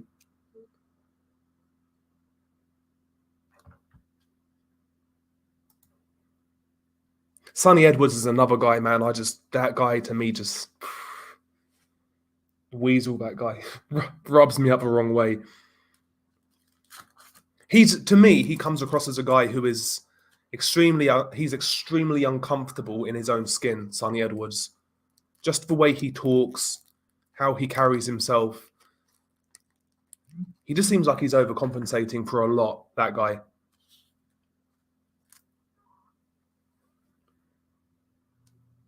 He's overcompensating for a lot. I find people like that particularly. I don't want to be around those sort of people because those people in particular are usually extremely spiteful. I don't like those sort of people. He just comes across that way. Don't like him at all. I hope he gets flattened. Hope he gets flattened. I'll give it a watch. Pimp My Sniper.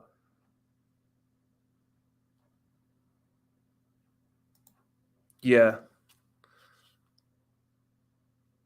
I mean, he's a world champion. I'm sure he's making decent money. He's comfortable. And he still acts the way he acts. And I don't think it's like a marketing thing. I just think he's that way in general. Just comes across as a real snidey, horrible little cunt.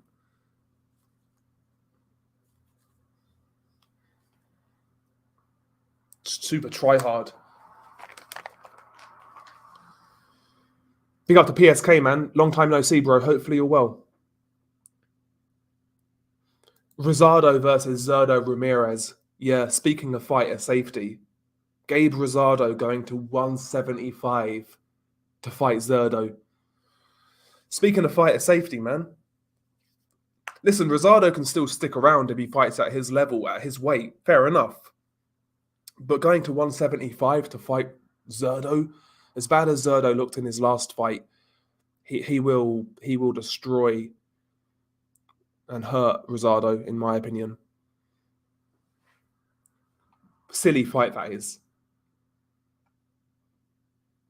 Sonny losing is going to be glorious, but I only see Rodriguez doing it at 122.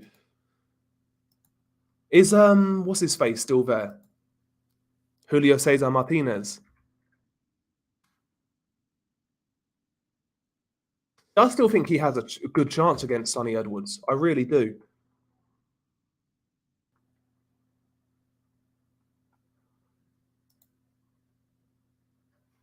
Yeah, he's still at that weight. Yeah, I still think, honestly, Julio Cesar Martinez could beat Sonny Edwards.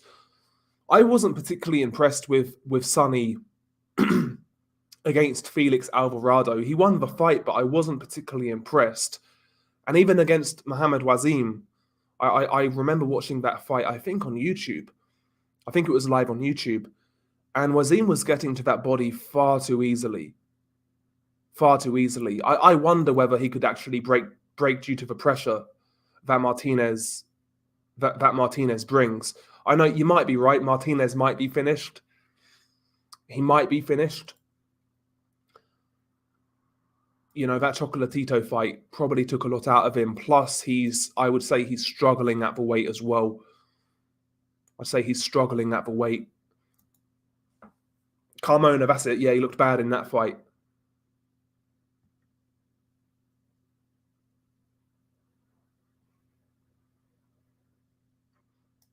Problem with Benavidez is, the hard thing to gauge is he's not fought anybody, he's not fought any punchers for a start. And the last 3 or 4 opponents he's fought blown up middleweights.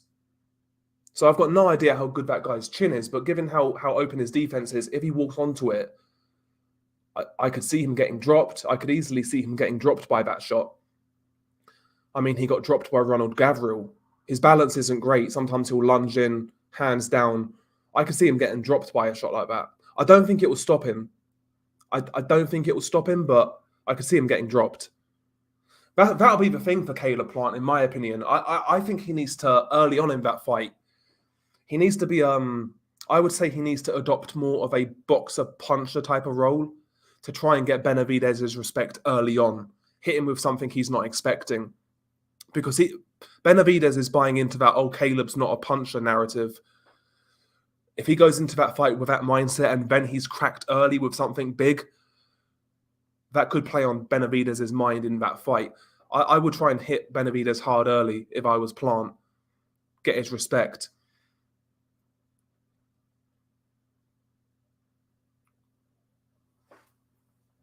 Because I think the openings will be there. There's no doubt about that. Technically, Benavidez isn't the greatest at times. And he's emotionally involved in this fight. So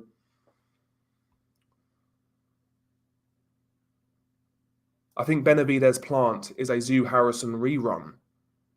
Who's who? Do you mean Benavidez is Tszyu and Plant is Harrison? I don't think it was a robbery. I've not seen it for a long, long time. I have to say that. I've not seen it for a long, long time, so I'll take that back. But I don't remember it being a robbery.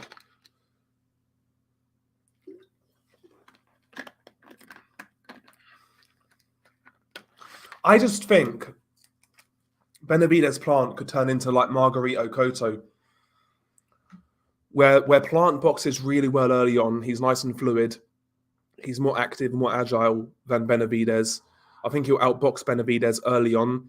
Probably after 6 rounds, he's winning the fight.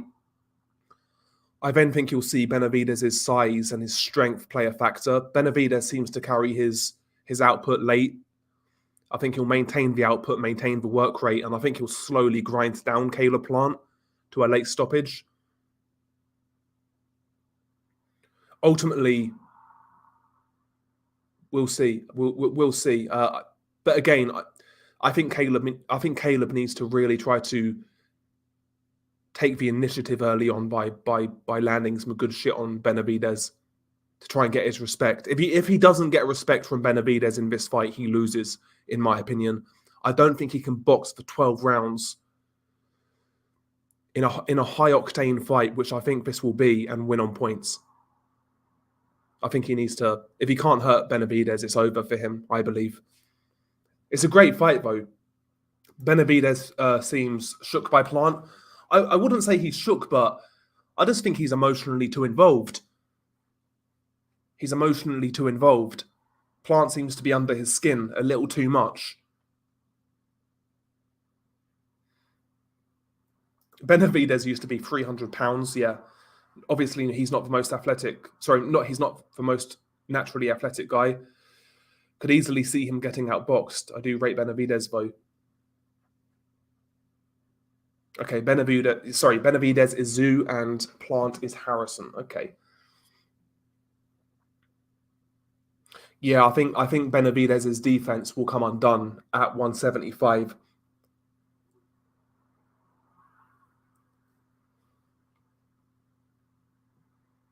I think that's where Benavidez will come unstuck, is 175.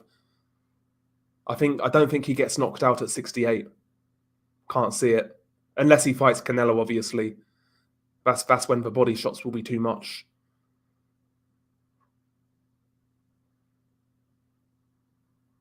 Oh, Carson Jones, damn.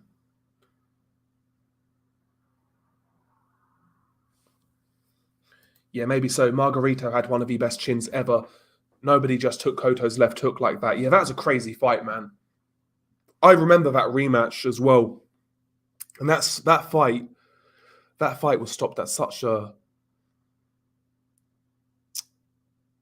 interesting time, because to me it looked like Margarito was starting to get back into that fight and Cotto was slowing down. He was slowing down in that fight, and then they stopped Margarito. That second fight was bogus, in my opinion. Yeah, hitting Prime Margarito was like hitting a brick wall, yeah.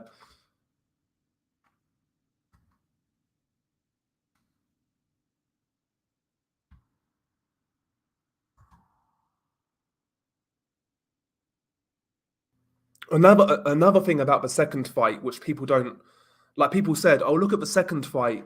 That obviously means Margarito was cheating in the first. His punches didn't have as much power." Well, no. In the first fight, Cotto and Margarito both wore 8-ounce gloves. In the second fight, they was 10-ounce gloves for a start. But look at the fight. Look at the last couple of rounds before that fight was stopped. Miguel Cotto was slowing down. I'm not saying here that he would have lost the fight, but he was absolutely slowing down. That second fight was a bit bogus to me, man. I can't lie.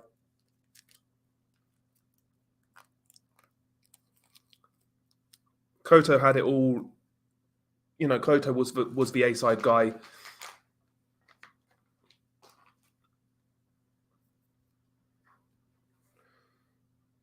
Yeah, I think the odds were against him in that rematch as well, yeah. I know his face was fucked, but like still, he wanted to continue, man.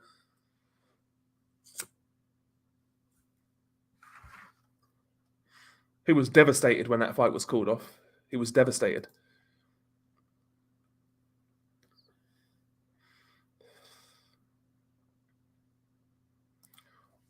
Yeah, Cotto wears dresses, yeah. That guy's a weird dude. He's another one who is super suspect. He might just be a girly man, because it's so blatant with Cotto. Is he just a girly man, or is he a batty man? What is he?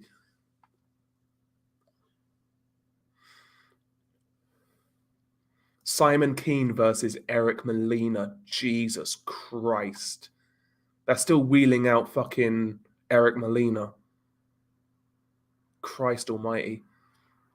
Base boxing basement, big up to yourself. Yeah, Cotto's always been a weirdo. He's always been a weirdo.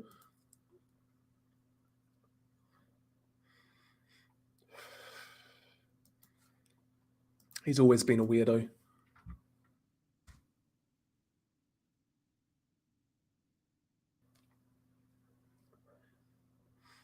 Apparently,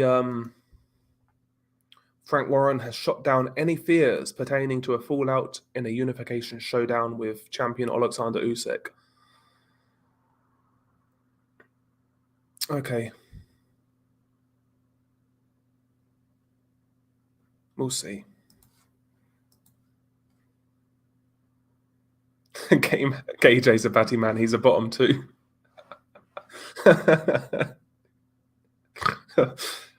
Oh, God. Josh Taylor likes to cross-dress too. Yeah, I saw that picture of him, bro. I saw that picture. Yeah. Yeah. Actually, do you know what? Yeah, let's root for Teofimo. But Teofimo himself is a bit of a fucking weirdo. Feed them both to Subriel Matias.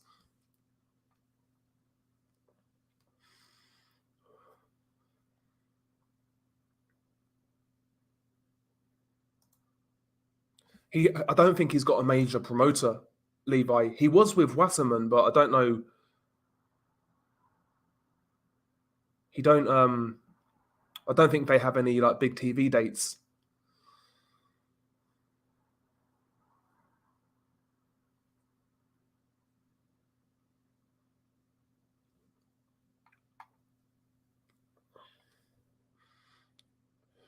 Teo is going to beat Taylor, in my opinion.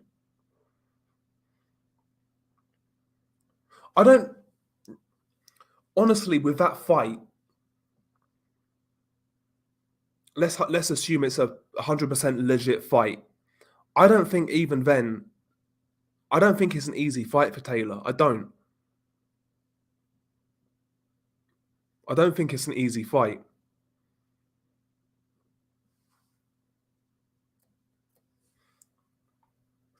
especially with Taylor making 140 again. Who is this fucking Ben fucking Heine guy? Who the fuck is this guy? Oh, Skins got dropped. Skins got dropped, aka Skins. Yeah, Arthur is what he is. He's domestic level guy. Arnold Gurjai, yeah, the Cobra was his nickname, yeah. On Dave. He fought David Hay on Dave, the channel Dave, yeah. You think Taylor's done? He spends too long now on fucking Twitter. He doesn't fight.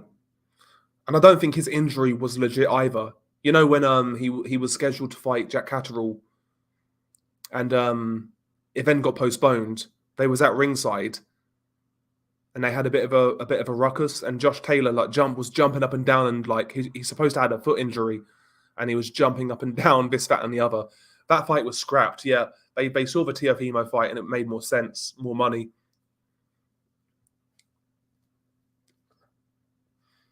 Yeah, Hay versus Arnold on Dave was so funny. Yeah.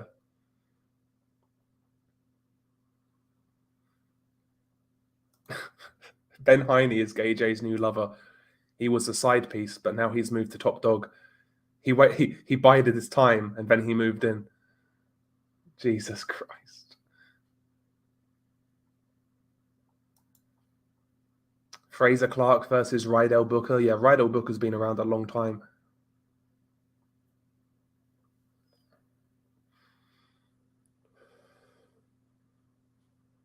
You think he's just waiting to cash out? It seems weird him still at 140. Like he should have just fought Catterall right after that first fight and moved up. That's what he should have done, in my opinion. And I think that fight is a dangerous one against Teo, given Josh at the weight. I think it's dangerous. Not if I think Teo is like anything special per se. He's very flawed, but he is a puncher, and he's a lot more comfortable at the weight.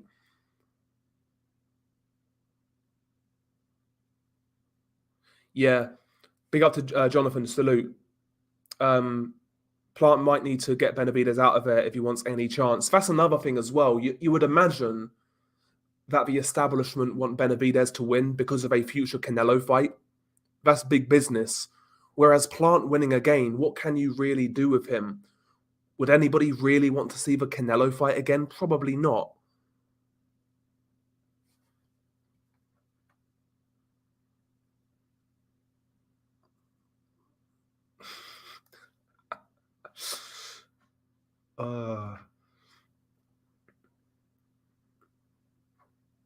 Yeah, there's that as well. Taylor knows he wouldn't have beat any top guys at 147, and he's with Top Rank, so he can't get them anyway. Yeah, there is that. No idea. Honestly, right now I've got no fucking clue. When a couple of years ago, when that fight was first talked about, I was always saying Tank. More recently, I've said Ryan Garcia, but now I know that fight's got a rehydration clause and a catch weight.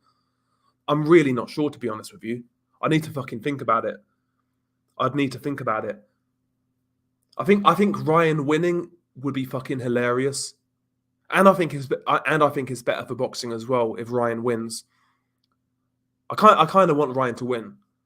I kind of want Ryan to win for the lows, just to see the meltdown from the Tank fans.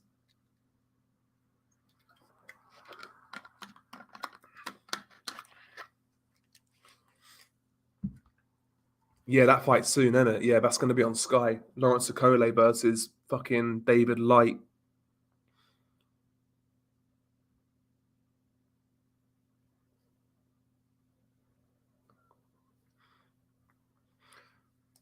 I'm not sure, man.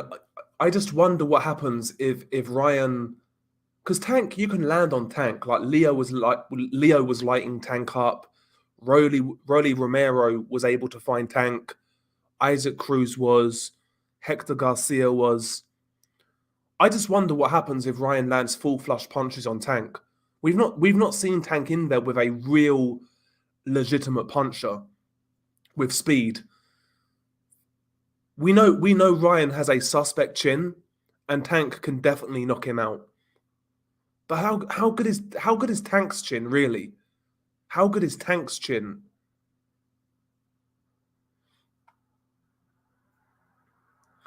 Yeah, I think that fight does well on pay-per-view. I do. I think that fight does well on pay-per-view. And yeah, you're right. Honestly, I am looking forward to that fight more than Lomachenko-Haney. I just think Lomachenko-Haney is going to be a shit fight. It's going to be badly officiated. I can see it now. I'm looking forward to Ryan versus Tank more. I never thought I'd say that. That is true as well, but who is easier to hit flush with a knockout shot, Ryan or Tank? Tank's defense gets him outworked. Ryan's has rendered him on the canvas. That is very true. That is very true. It's a hell of a fight. And I can't see, like, sometimes you question about certain fights going in. It makes no sense for Ryan to lay down considering the earning potential.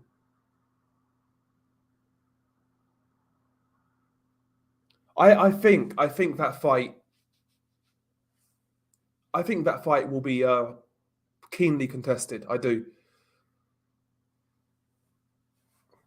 Because Ryan, like it or not, outside the heavyweights, if Ryan is that good and Ryan goes on to have a good career, winning world titles and this, that, and the other, that guy, he could be the biggest star in boxing. I think he's got that level of star potential.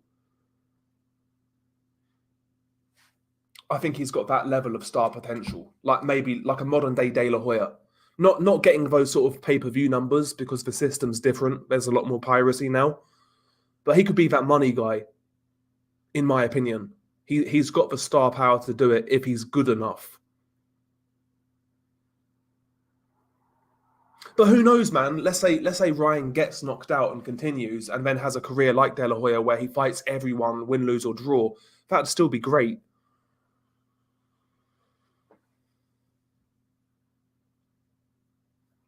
Tank versus Ryan is most likely a publicity stunt. I think the fight doesn't happen, but I could be wrong. I hope you are wrong, man. I hope you are wrong.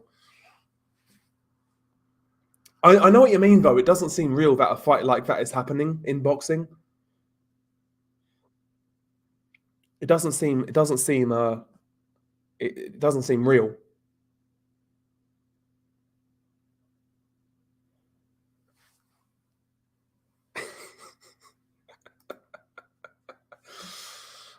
Ryan Garcia may win. He's way bigger and can punch.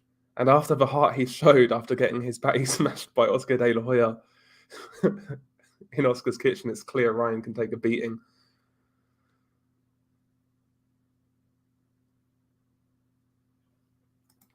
Yeah, Ari, regards to Tank Ryan, when have PBC been willing to share spoils with Oscar in a real competitive fight where their cash cow can lose? That's a good question, but I mean, if you believe what people are saying about the PBC, are they that desperate to the point to where they have to make these fights now? To where they have to gamble with certain fighters? Maybe it's that. Maybe it's that. I mean, I don't know. I don't know. I don't think the PBC are in necessarily great health right now. And I'll be interested, actually, speaking of the PBC and their current predicament, it'll be very interesting to see what happens in regards to Tszyu and Jamel Charlo. Because if PBC are as weak as people are saying, maybe there's a chance that fight goes to Australia. Because there's more money in Australia. Tszyu does pay-per-view in Australia. So that'll be interesting to see what happens with that fight. And look at Fulton. I mean, they've cashed Fulton out. He's going to Japan. We'll see. But I think they're rolling the dice. Basically, they have their own. They've got their stipulations in the contract, the rematch clause, the rehydration clause. They're doing what they can to stack the deck. But I don't think Ryan's going to go in there to like lay down. I don't think he'll go in there to try and lay down.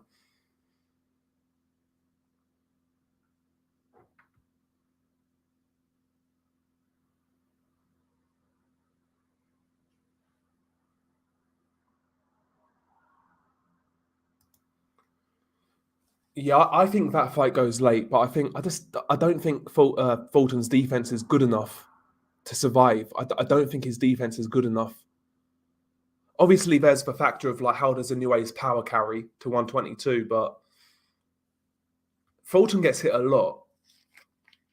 Fulton gets hit a lot.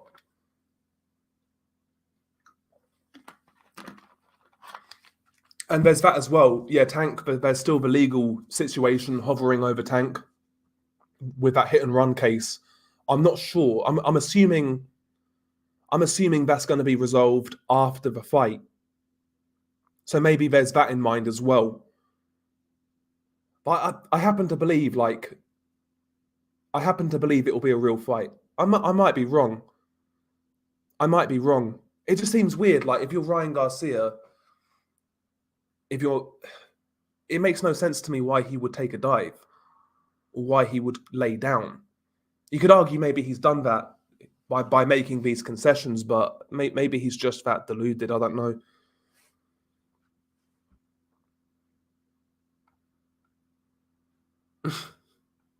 He probably could beat Johnny Fisher, honestly, Kamil Sakalovsky. He probably could beat him.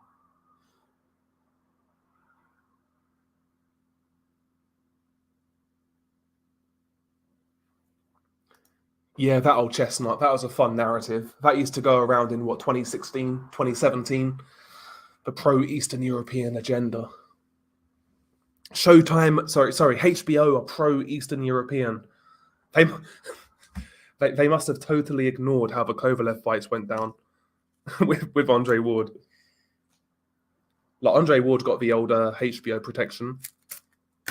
Got a cushy little commentary job after he retired. But yeah, they were pro Sergey Kovalev.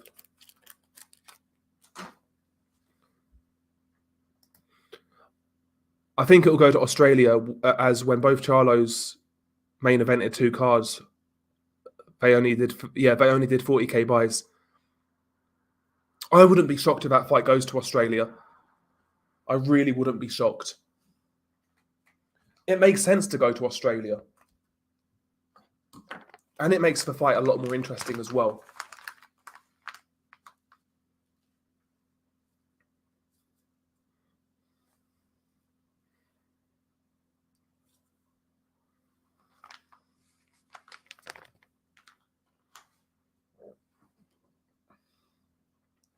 Tanky's boxing's John Jones. No, John Jones actually, despite all the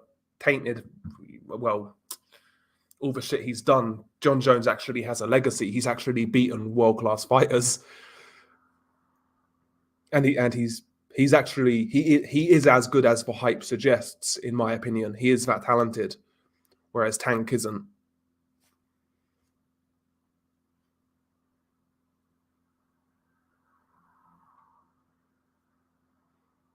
Yeah, they're talking about Conor Benn. Conor Benn versus Manny.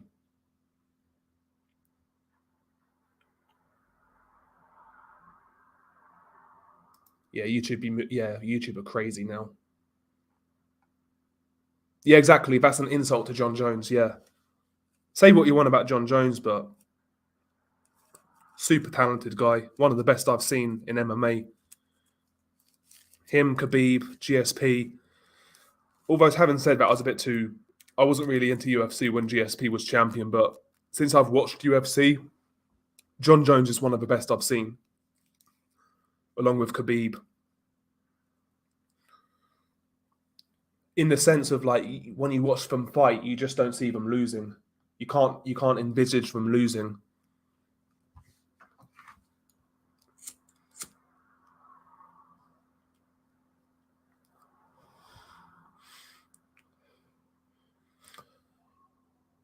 Charlo versus Tszyu is a hell of a fight until it isn't, and Charlo bombs him out. I could certainly see that. I think Charlo has the power to hurt Tszyu and maybe knock him out.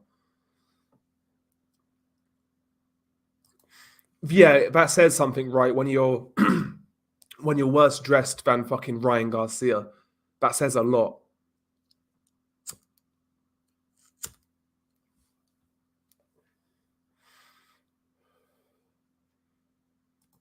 The thing is, like, so many people eat off of Manny Pacquiao. Like, he's got such a big entourage. So many people eat off him. So, yeah, it's probably purely about money.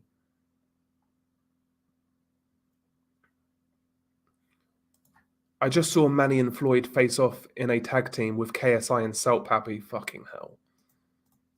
Jesus Christ.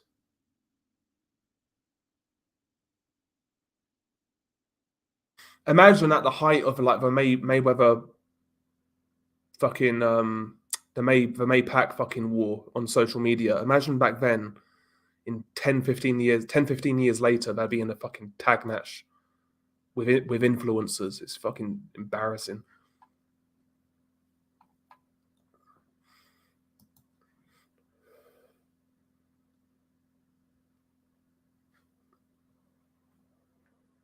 My brother had an MMA fight a few weeks back and lost on points. He's proper obsessed with UFC. I could never get into it. Well, fair play to him, man, for actually fighting. I like the UFC in small doses. I watch it now and again. There's certain fights that pique my interest. I watched the fight with John Jones a couple of weeks ago. I'll probably watch the card this weekend in the UK. Kamaru Usman and Leon Edwards are fighting again. I'll watch that.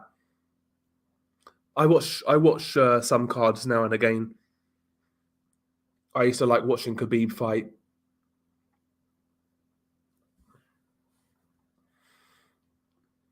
Oh, does he? Pac-Man needs to pay off McGregor's event firm for breach of contract. Oh, does he? I don't know anything about that.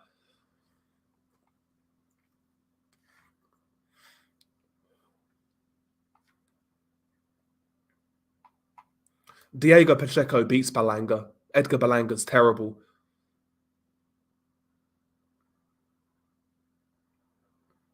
Edgar Berlanga's awful.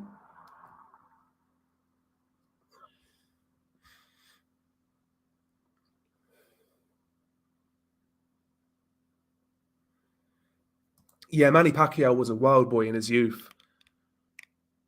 Gambling, strippers, yeah, he was a wild boy in his youth.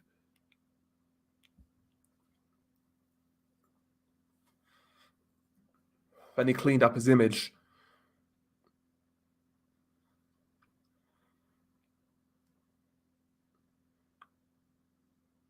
My brother trains all the time. I wish I had that dedication when I was his age. How old's your brother?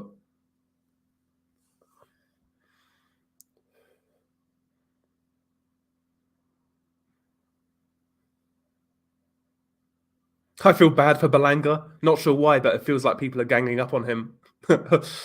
Yeah, I mean, he arguably lost to the Argentinian. Was Esteban Cosieres? Yeah, he arguably lost that fight. He got dropped in that fight as well.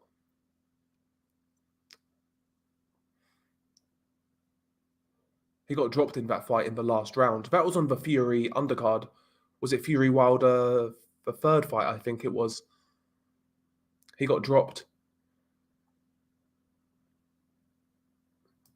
Oh, so he's 20. Okay. You never know. Maybe he goes pro, Nordic. Maybe he goes pro. Because a lot of MMA fighters turn pro like after 2 or 3 amateur fights. But it's not really a thing in MMA to have like a massive amateur background. It's not really a thing.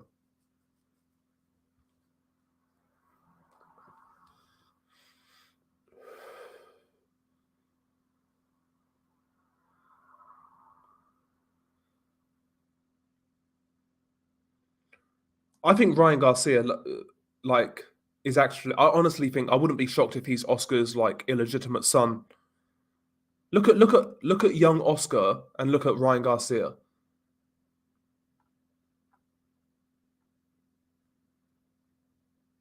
So the guy he fought was 25 and much more experienced. Well, at least he got some rounds, I guess, right?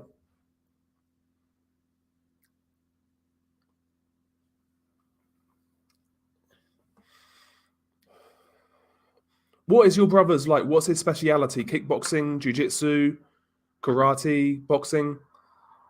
Because you know, like a lot of MMA fighters have like one speciality.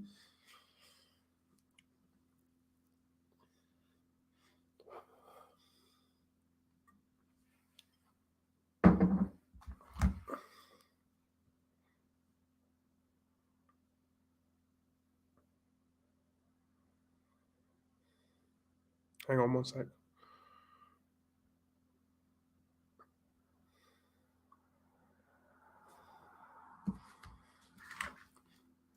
Okay, yeah, more of a grappler, BJJ. It's a good base though, like grappling and sort of BJJ wrestling. It's a good base for MMA. It's a good base. Primarily, I think that's where most of the champions, they come from that background, the wrestling or that sort of background, grappling background. I think that's where most of the champions come from. Kickboxers have some success in UFC.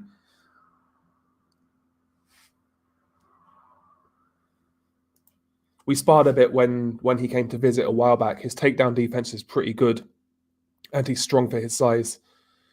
Great stamina too.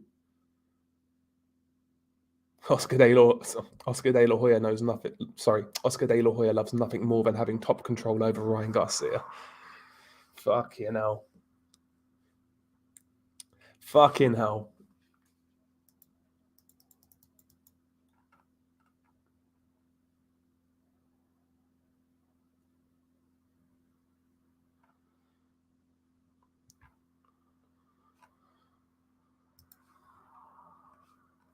Hang on.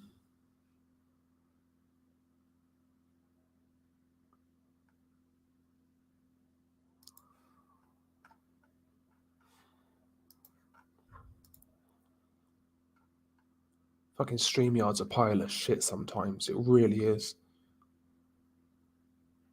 I'm not even going to try and do that. Garcia should call Childline. I wouldn't be shocked, honestly, if he is De La Hoya's son. I wouldn't be shocked.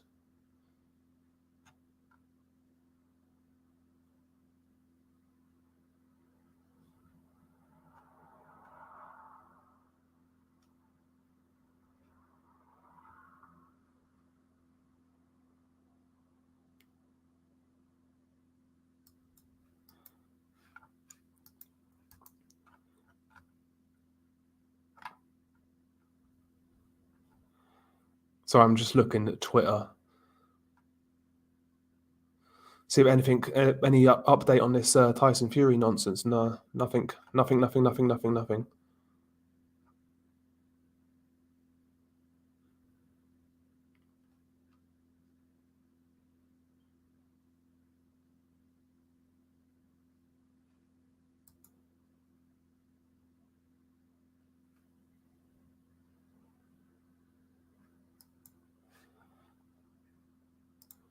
Yeah, Ryan's got a better dress sense than Tank Davis. It's crazy, isn't it?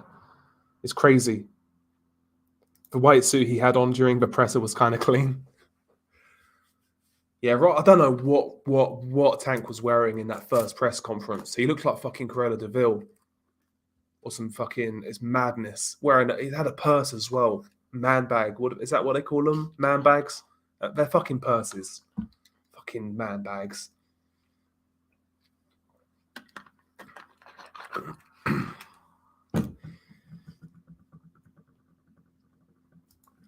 I think Team Usyk have a point. Fury's trying to sabotage the fight. It sure seems like that. Do you think it happens? I don't. If it happens, I can't see it happening on April 29th. A heavyweight undisputed fight on like 6 weeks. I can't see it.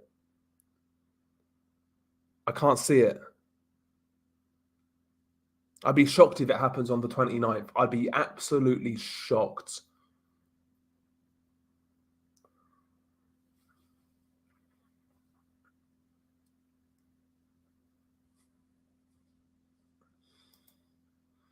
People say this is a weak heavyweight era. It has poor depth, especially now, but the top 5, are as talented as anybody in the last 20 years.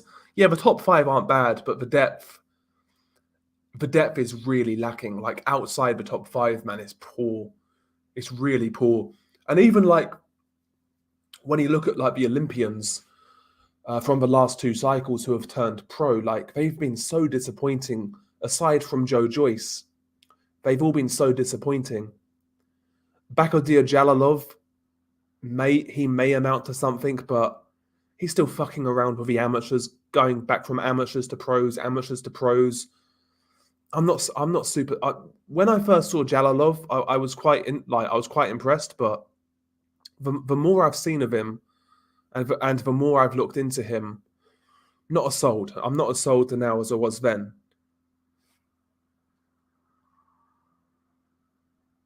Someone from Top Rank did mention a move to June. Yeah, June seems far more realistic.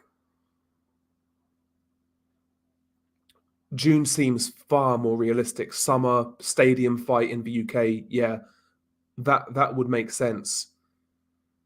It's not in the football season. That would make sense.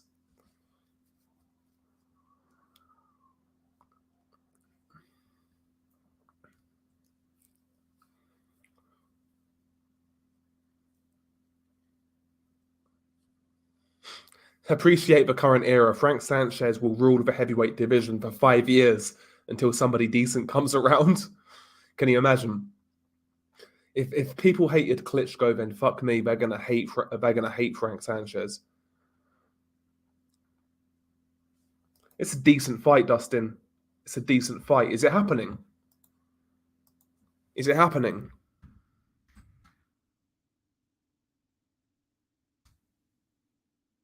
The Hughes. Okay, yeah, so George Kambosos versus Maxi Hughes is reportedly signed and being eyed for June in Australia. Yeah, that'll be a fun fight. It'll be a fun fight. I think Kambosos probably beats him.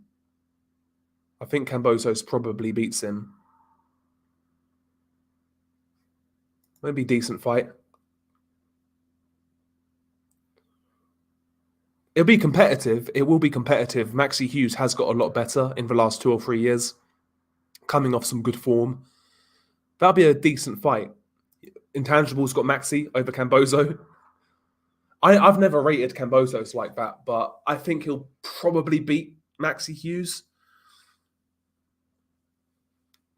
Frank Sanchez versus Hughie Fury 2026 for the undisputed heavyweight title. If Tank Davis is still a young star for the face of boxing, then Broner's in his prime years, yeah. It's kind of bizarre how people still refer to Tank as like this young up-and-comer. How old is Tank now? 28? I think he's 28. Yeah, he's got a chance, Maxi Hughes. He's got a chance. And the fact we're giving Maxi Hughes a chance over, no disrespect to Maxi Hughes, but the fact we're giving him a chance over Kambosos goes to show that, Kambosos was never really all that. Kambosos is what he is. He's a decent lower level top 10 contender. He just happened to find himself in a perfect opportunity fighting a half-cooked, out of his mind Teofimo Lopez. He kind of just lucked into it. And he made that luck, right? He won the eliminator. I get it, but the way some people were talking about Kambosos was like he was like the next coming of Duran.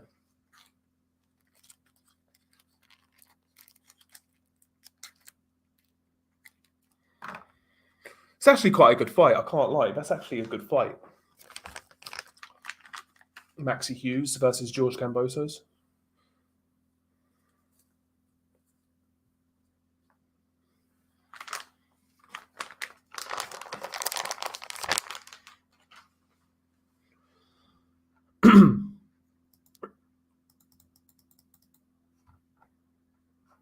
Okay. What is there any cards? Hang on, before we wrap it up, is there any cards this weekend? See, I'm not on top of these fucking schedules like I used to be. Reynold Quinlan, he returns to the ring on Wednesday. If you guys remember him. Yeah, Jean Pascal's fighting on Thursday. He's fighting Michael Eferts. I think that's an IBF eliminator. What else? That's on Thursday. I'm sure I'm missing something for this weekend. I'm sure there's a big fight. Well, not a big fight, but a fight of consequence.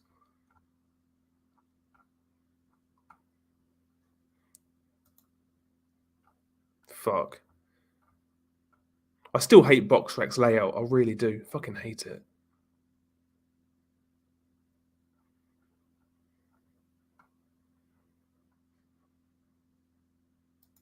Fuck, I ain't even gonna bother looking. Yeah, Quinlan beat Gil, yeah. Then he fought Eubank on pay-per-view in the UK on ITV box office. Yeah, the main one is the fight I'm looking forward to most this weekend is Jarrell Miller versus Lucas Brown. I'm all for that fight. That's in Dubai, obviously. I'm all for that fight. And you got John O'Carroll against Miguel Mariaga on the undercard. Soslan Abarov, who's 3-0 at cruiserweight. He is fighting Brandon Glanton, who is 17-1. Brandon Glanton, by the way, he got robbed in his last fight against David Light, who is now fighting Lawrence Okole.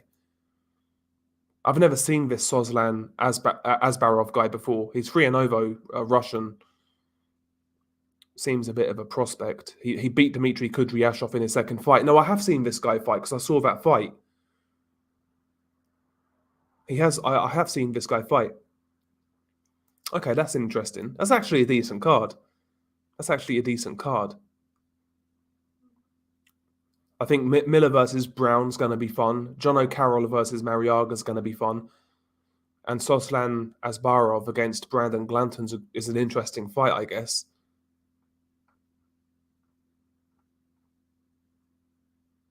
There's a shit Matchroom card on DAZN, headlined by Cyrus Pattinson versus Chris Jenkins. That's an awful fight.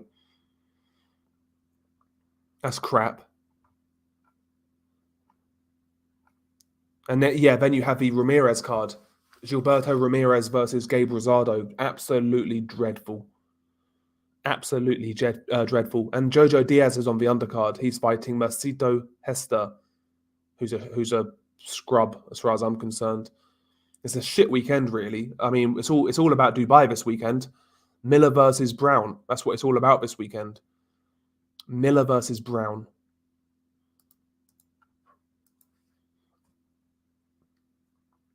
And I am unironically, I am looking forward to that fight as well. I'm not even joking. I am looking forward to. I'm looking forward to Brown versus Miller.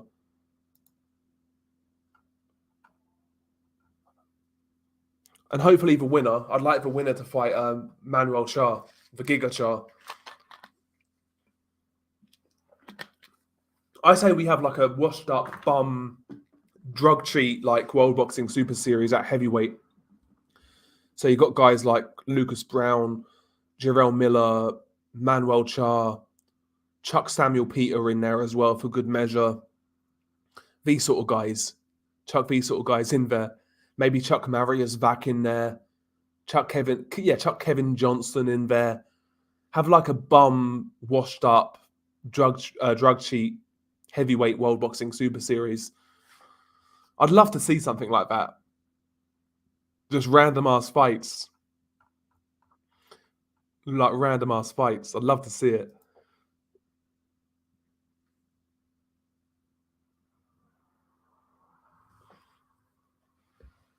If they are both on roids again, it will be a good fight. I mean, I doubt there's any testing.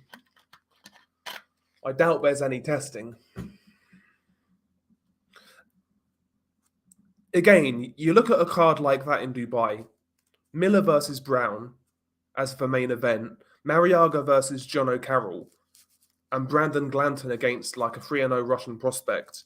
You look at a card like that, and it just screams money laundering to me, because they're not going to make their money back on that card, whoever's promoting it. It just seems like a money laundering event.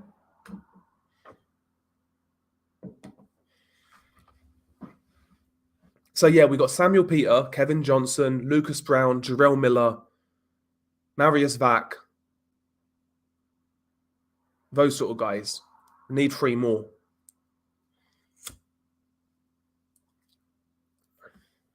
We need 3 more. Maybe you could chuck Oliver McCall in there. I mean, he fought a couple of years ago. Chuck him in there as well. That'd be hilarious, man. And I would watch the shit out of it as well. I'd love to see it. Maybe you could chuck someone like fucking Trevor Bryan, chuck him in there, maybe. Dave Allen, chuck Dave Allen in there. How could I forget? Throw Dave Allen in there.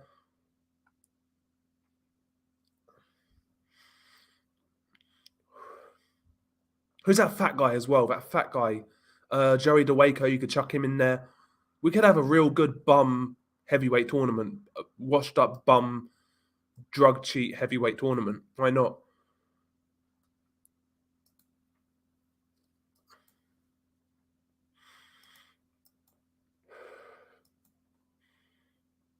Eric Molina is another guy. Martin Rogan. How much do you reckon Brown and Miller are getting paid? I wouldn't have thought much. But it's in Dubai, so you never know. You don't know who's backing it. Add Dubois to the list. Areola. Mate, Dave Allen is asking for brain damage for guys too dumb to carry on.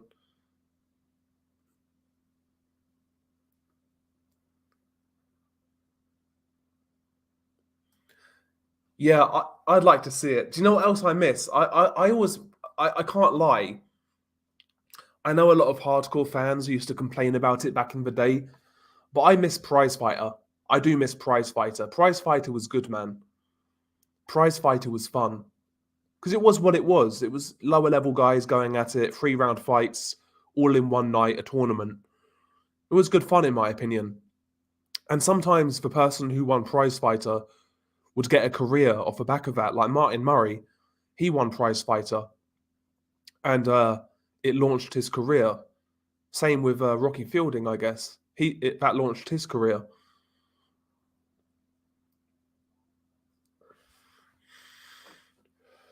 Get Butterbean in there. Get Joseph Parker in there. We all know he's got the supplies back in New Zealand. Yeah. Cocaine Cowboy. Joseph Parker. It's always the quiet ones you got to watch out for.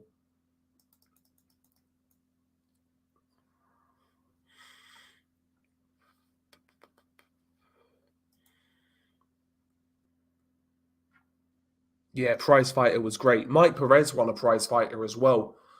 I remember Mike Perez winning Prize Fighter, and he destroyed everybody. Yeah, Orderly won it twice.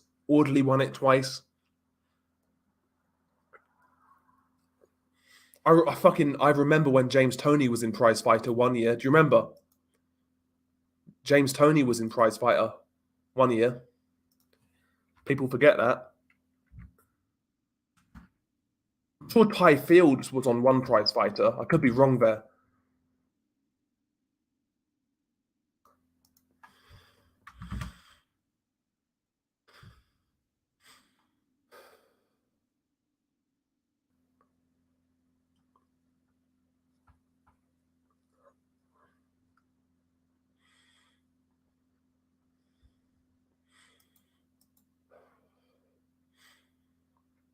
Yeah, Tony being in it was hilarious. Yeah, that was it. Ty Fields was in the one with Mike Perez, yeah.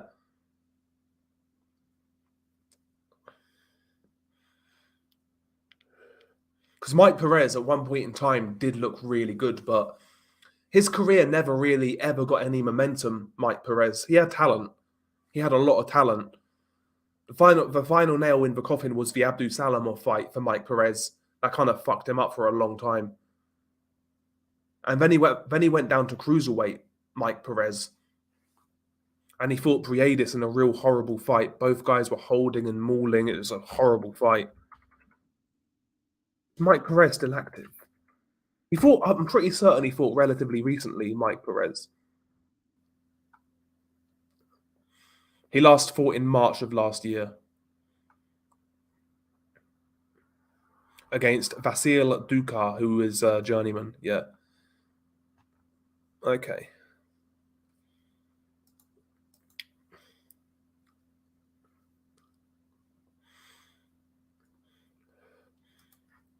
I'm not sure, Al. I certainly don't think it happens in April. I certainly don't think it happens in April.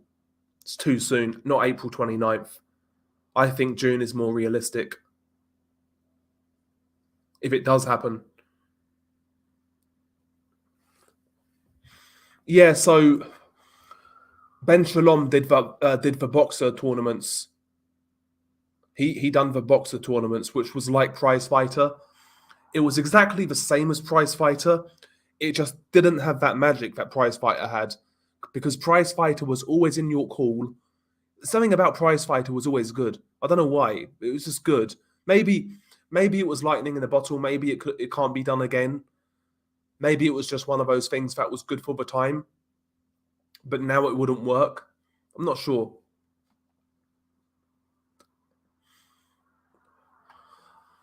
But I don't see why like Matchroom don't do prize fighters, because they're relatively cheap to put on. It's good viewing. And like, who knows? Let's say you do a prize fighter. It's an 8-man tournament, obviously. Get loads of like young up and comers with little amateur background who weren't like on the GB squad or England squad. Get some unknown guys starting out in their pro careers. Why make some tournaments and maybe try and sign up the winner and see where he can go. Yeah, Nick Webb won it. Yeah, Nick Webb won boxer. Yeah, he did. Yeah, that was decent. The heavyweight one was decent because like Sakalowski was in there. Josh Sandland was in there. That was decent. Yeah. But not as good as Prize Fighter, man. Prize Fighter was just fun. Prize Fighter was good. I liked Prize Fighter. But at the time, a lot of hardcore fans were complaining about it. I always liked it. Yeah, Dead Zone needs to do something like that ASAP. It's good viewing. It's good viewing. And again, those sort of tournaments, if you cater them to young up-and-coming pros who are not really known, they don't have like a great amateur background, you may find a diamond in the rough. You may find a diamond in the rough who may go on to have a decent career, like a Martin Murray, who obviously won Prize Fighter. That's what I would do. Make 2 or 3 of them a year, maybe 4, maybe one every 3 months. But again, they're cheap to put on. Why not?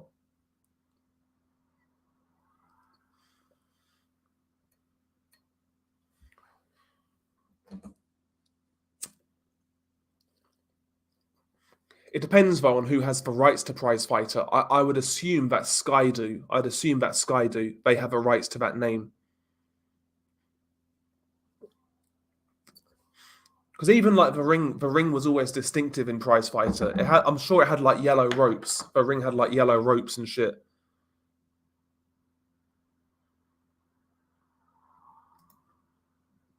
Yeah, Dylan, what's his name? Dylan Chima, I think his name was. Yeah, I watched that, and it was decent. Again, it was decent. It just wasn't. It's exactly the same format, but it just wasn't Prize Fighter. I can't put my finger on it. I don't know why. It just wasn't Prize Fighter.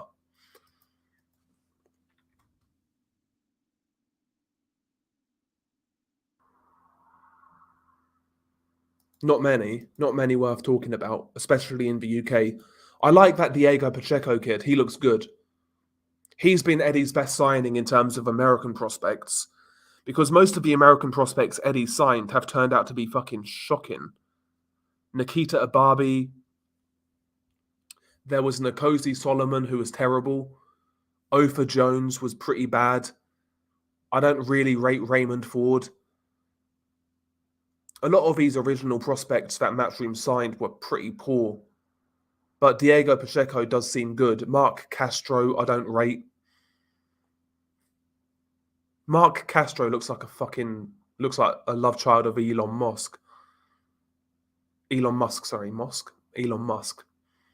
Tired. Been one of those days.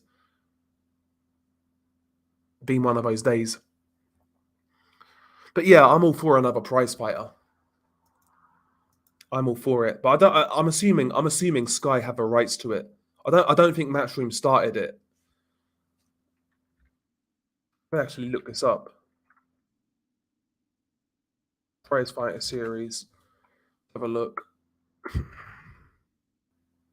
No, they may have the rights to it, you know. Prize Fighter was a series created by boxing promoter Barry Hearn. First episode was 2008, April 2008. Jesus.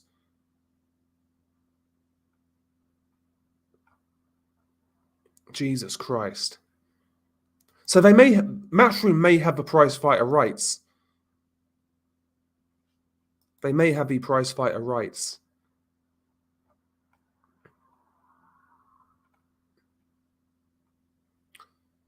I'm looking at the Martin Murray one. He beat Cello Render in the final. I remember Cello Render. He was from Peterborough, I think. So looking at some of his old prize fighter tournaments. Oval Mackenzie won a prize fighter. I don't even remember that. I always used to like Oval Mackenzie.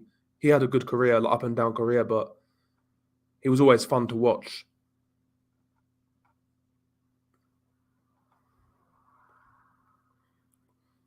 This was the best prize fighter, in my opinion, the super featherweight one in 2010. So it had Gary Buckland, Gary Sykes, Choi, Tisempurev, if you remember him, Derry Matthews. That was the best prize fighter. Gary Buckland won that year.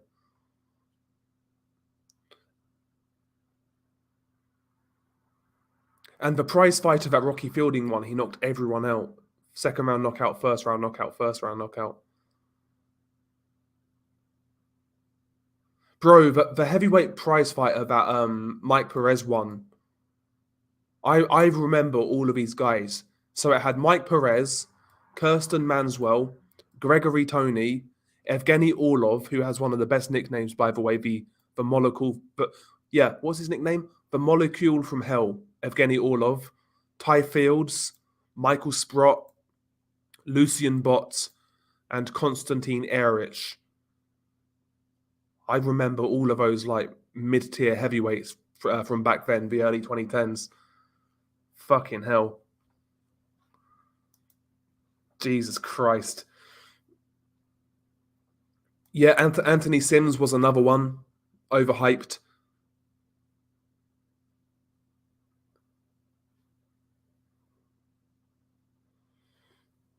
Yeah, boxing is quite behind on shoulder content.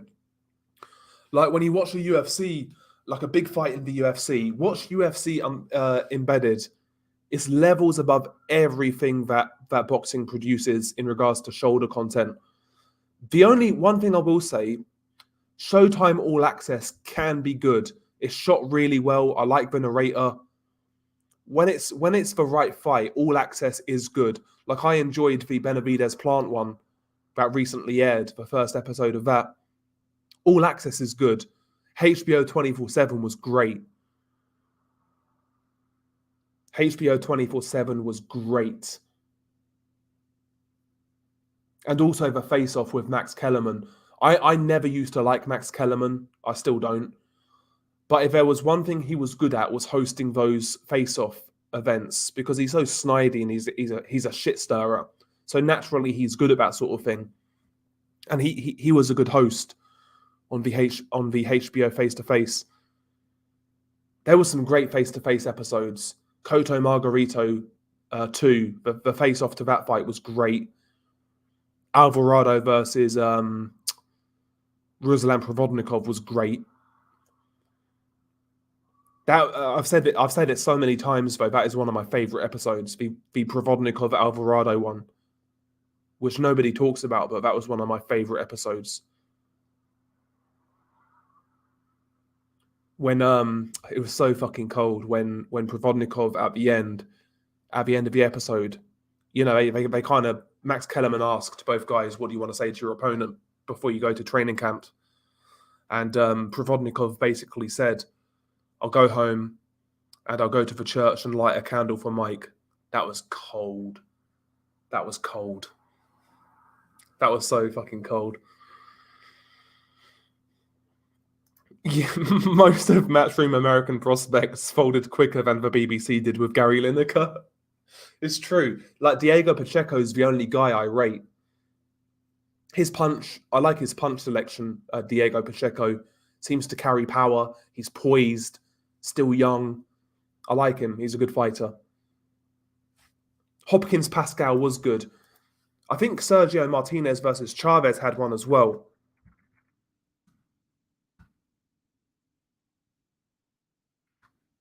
I'm sure they had one.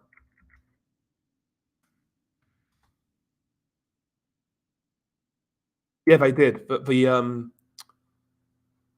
Julio Cesar Chavez against Sergio Martinez, that was a pretty good face-off episode. I'm pretty sure, like, Sergio Martinez said to Chavez, I'm gonna rearrange your face so your father doesn't recognize you. I'm pretty sure he said that. Maybe not in the face-off, but I'm sure he said that in the build-up. That was fun. That was fun. But yeah, I miss those sort of programs. Some of the UK ones have been pretty good, like Froch Groves, obviously. The second Froch Groves build-up was great. And that face-off on Sky with Johnny Nelson was really good. Really good.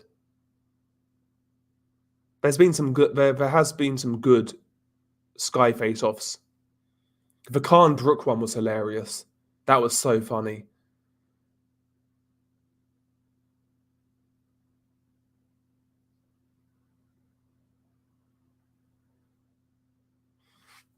Yeah, Pat McCormack is decent. Pat McCormack is a decent prospect. Yeah. Is he fighting this weekend? If you know, one thing I've noticed about Pat McCormack that nobody's brought up, he looks similar to Danny Yelusinov. Or is it Yelusinov I'm thinking about?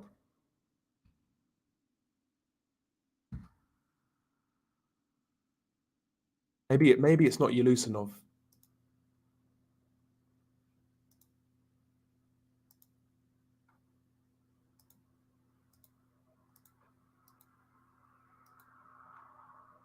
Maybe it's not Yelusinov. Yeah, Adam Smith has disappeared. Guy's disappeared off the face of the planet. It makes you wonder. It does make you wonder what that's about. That seems far more serious. Maybe he's ill. What did they say originally? Did they say he was ill? Or he was? What did they say originally with Adam Smith when he left TV?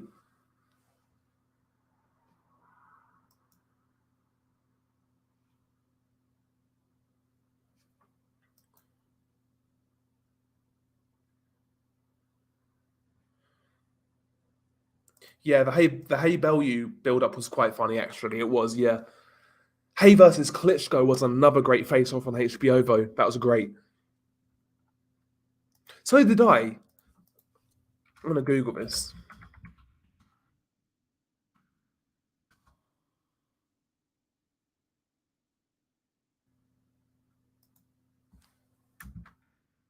What? Hang on.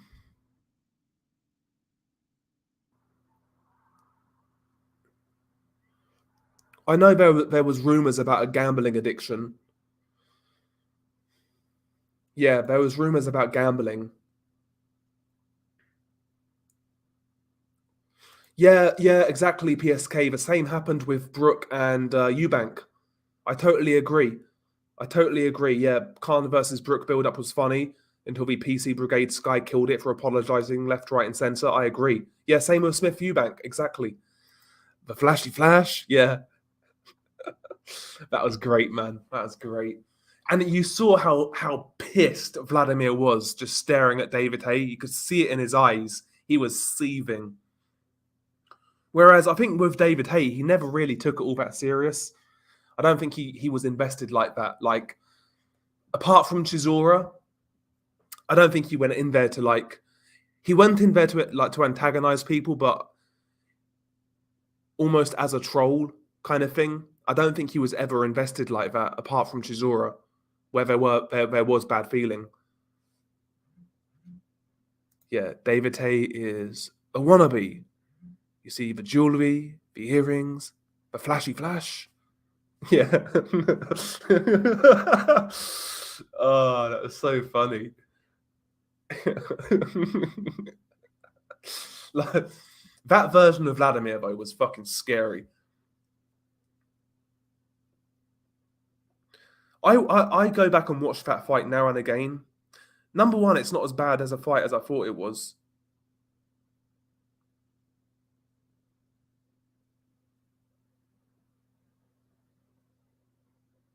Hang on. And one thing that always impressed me watching that fight back, you actually get a gauge of how good of an athlete Vladimir was. Because David Haye was exceptionally quick back then. Quick feet, quick reactions, quick hands. Look at Vladimir Klitschko's feet in that fight. Look at how he was moving for such a big guy. It shocked me watching that fight back for the first time in years. Seeing, like, it was jarring seeing how Vladimir was able to move so well. It was jarring. Like, people forget how good of an athlete Vladimir was. He wasn't some cumbersome lump like the robot description. He was so fleet-footed, man. He could move well. He had great reactions. Good hand speed as well for a big guy. You never really saw it because he never put his shots together like that, but you see how quickly he could fire off that 1-2, followed by the left hook. That guy was an athletic freak of nature, Vladimir Klitschko. People don't really realize it, or they don't acknowledge it, but he had that along with his technical ability. And going back and watching fights like that, I don't think Tyson Fury beats a Vladimir who was a couple of years younger, like 2 or 3 years younger.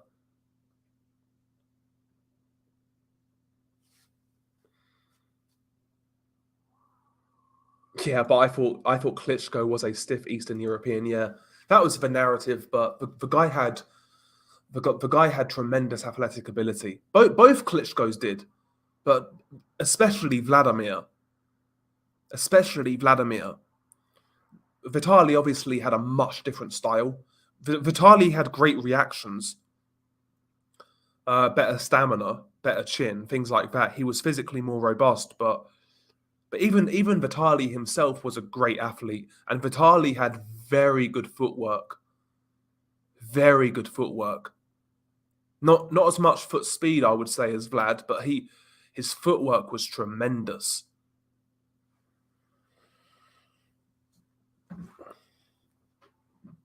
Yeah, the Klitschko brothers, you know, I was never, honestly, I was a fan of Vitali. I was never a big fan of Vladimir, but looking back, you know, he was a great heavyweight champion. He was a great heavyweight champion. Most of Hayes' Facebook fanboys had no clue he lost to Carl Thompson. Yeah, exactly. Yeah, there's a lot of Hay fan. I was a Hay fanboy back then. 16, 17-year-old me was a massive Hay fan.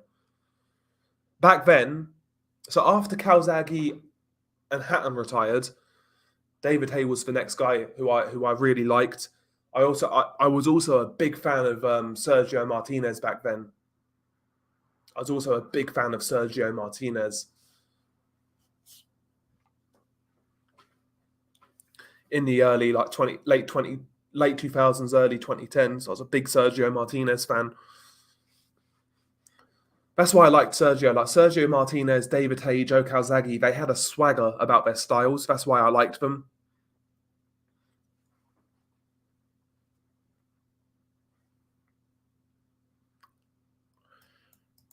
Yeah, exactly, Nordic. And arguably, you can make the argument that Valiev won that fight. I felt it was close. If you had David Haye by a round, wouldn't call you crazy.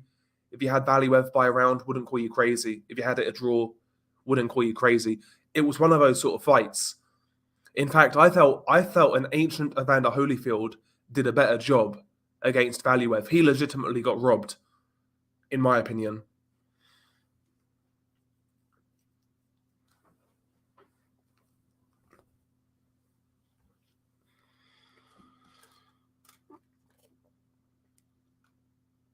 Yeah, Batali did the Lomachenko footwork before it was popular, the spinning pivot. Watch the Chisora fight. Yeah, he had one hand in that fight as well, for most of that fight at least. Vitali was ridiculously talented. It's a shame with Vitali that like he was so injury prone and he lost those years due to injury. And not only that, I wish Vitali just came a little. Both Klitschko's, I wish they came a little earlier.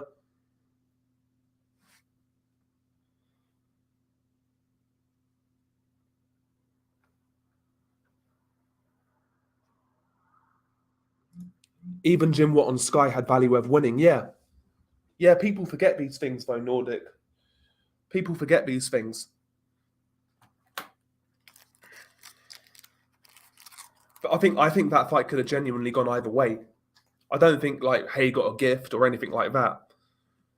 I just think it was one of those fights.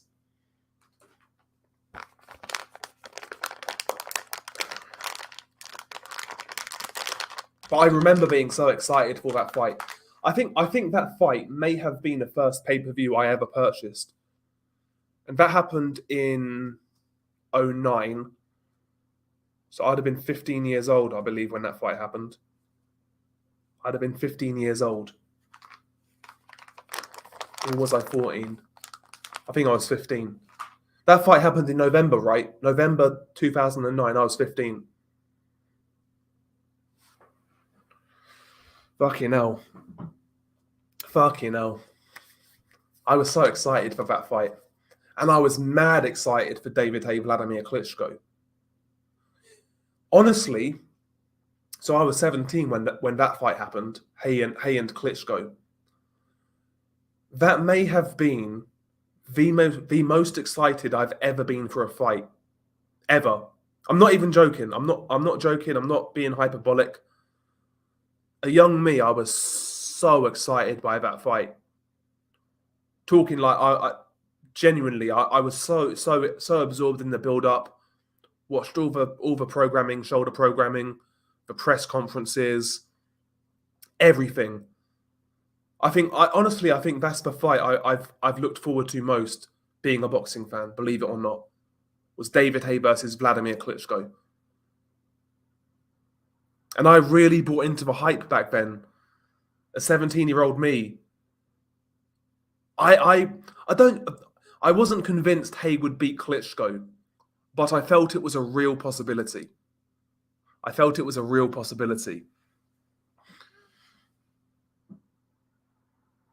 And yeah, I was so excited by that fight. I was so excited. And that's one thing I'll say about David Haye. Like, I wish his career was better. Like, he could have taken more fights, both at heavyweight and cruiserweight. You know, Adam Eck, for example, Steve Cunningham, guys like that at cruiserweight. Like Nordic said, Povetkin versus David Haye would have been a great fight at heavyweight. There were other fights I wish David Haye took, but he got a lot of people interested in boxing. And his career, he was just entertaining for some. I just found him entertaining. Even on his comeback, I was so desperate for him to beat Tony Bellew, and I was furious when Tony Bellew won those fights. Fucking furious. I was so mad that Tony Bellew won those fights. So mad. And I bet like 50 quid on David Tate to win in the first fight in rounds, I think it was 5, 6, and 7. And that's when his Achilles went. I was like, fuck's sake. But yeah, good, bad, or indifferent. I enjoyed David Tate's career. I can't lie. I enjoyed it.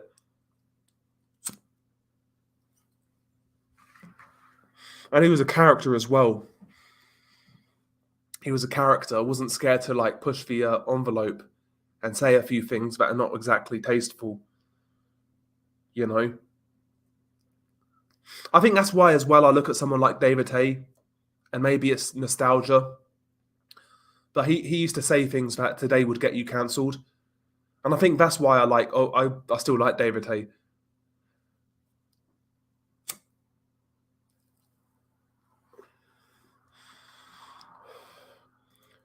Yeah, that would have been interesting. In retrospect, you'd say Tyson Fury would have won. But if David Haye never had that shoulder injury and that fight happened, you never know. That was still a Tyson Fury who just recently got decked by Steve Cunningham, Nevin Pakic. It wasn't the Tyson Fury that we know today.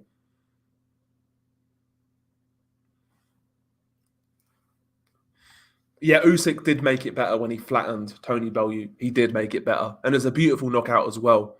When like Tony Bellew fell like right in front of Eddie Hearn.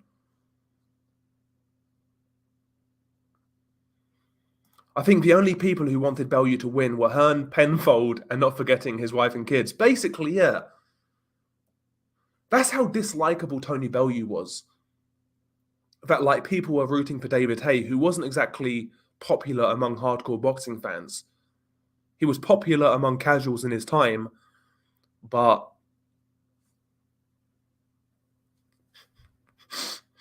wouldn't surprise me if his wife and kids were rooting for David Haye.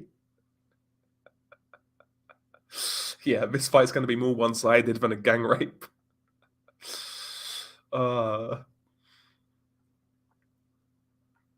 Oh yeah, David Haye was funny, man. David Haye was funny.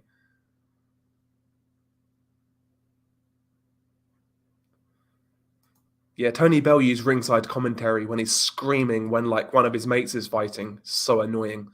You could really hear it when there was no audience. When Chisora fought Usyk, and you heard Tony Bellew screaming like a maniac ringside.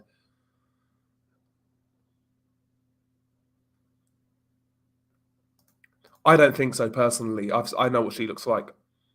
She looks like she's chewed on a wasp. Apology.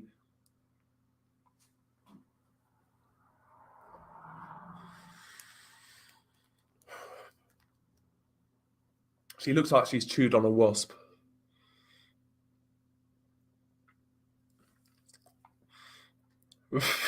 I liked how he screamed for Price and White before both of them got knocked out. Oh, but David Price, he's another guy I miss. Like, I just miss watching David Price fight because you never knew. You knew what you was going to get when he stepped up, right? You knew every chance he was going to get knocked out. But there was that 10% chance that the right hand would land and he would cause an upset. There was that 10% chance combined with his like bad chin and how he gets knocked out. It made David Price so entertaining. Like there was a moment when you thought to yourself, David Price could knock out Povetkin when he caught Povetkin with that left hand and sent Povetkin reeling halfway across the ring. Povetkin was hurt. I wish I could like give David Price the fountain of youth so he could fight more.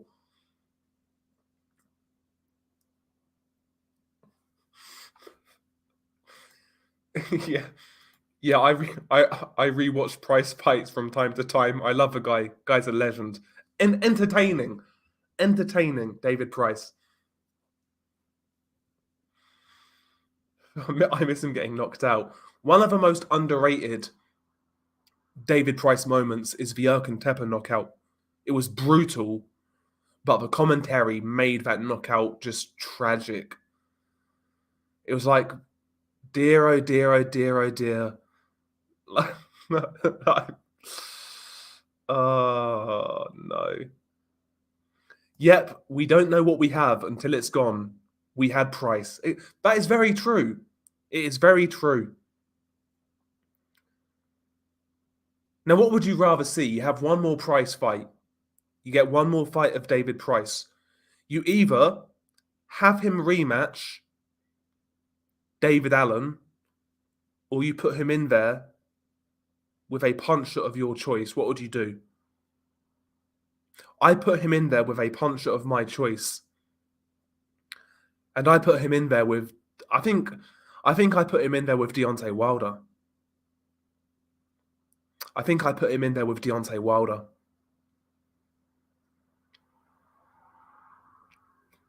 Yeah. Oh dear, like Barry Chuckle.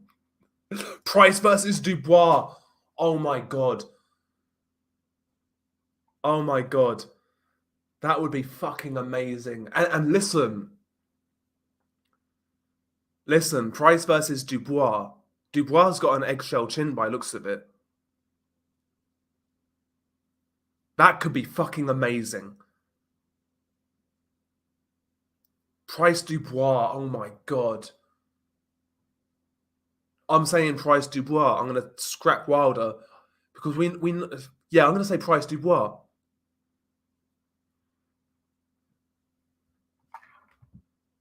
Pricey was the Tim Henman of boxing. Give me Price versus Fury. I've got a good feeling about it.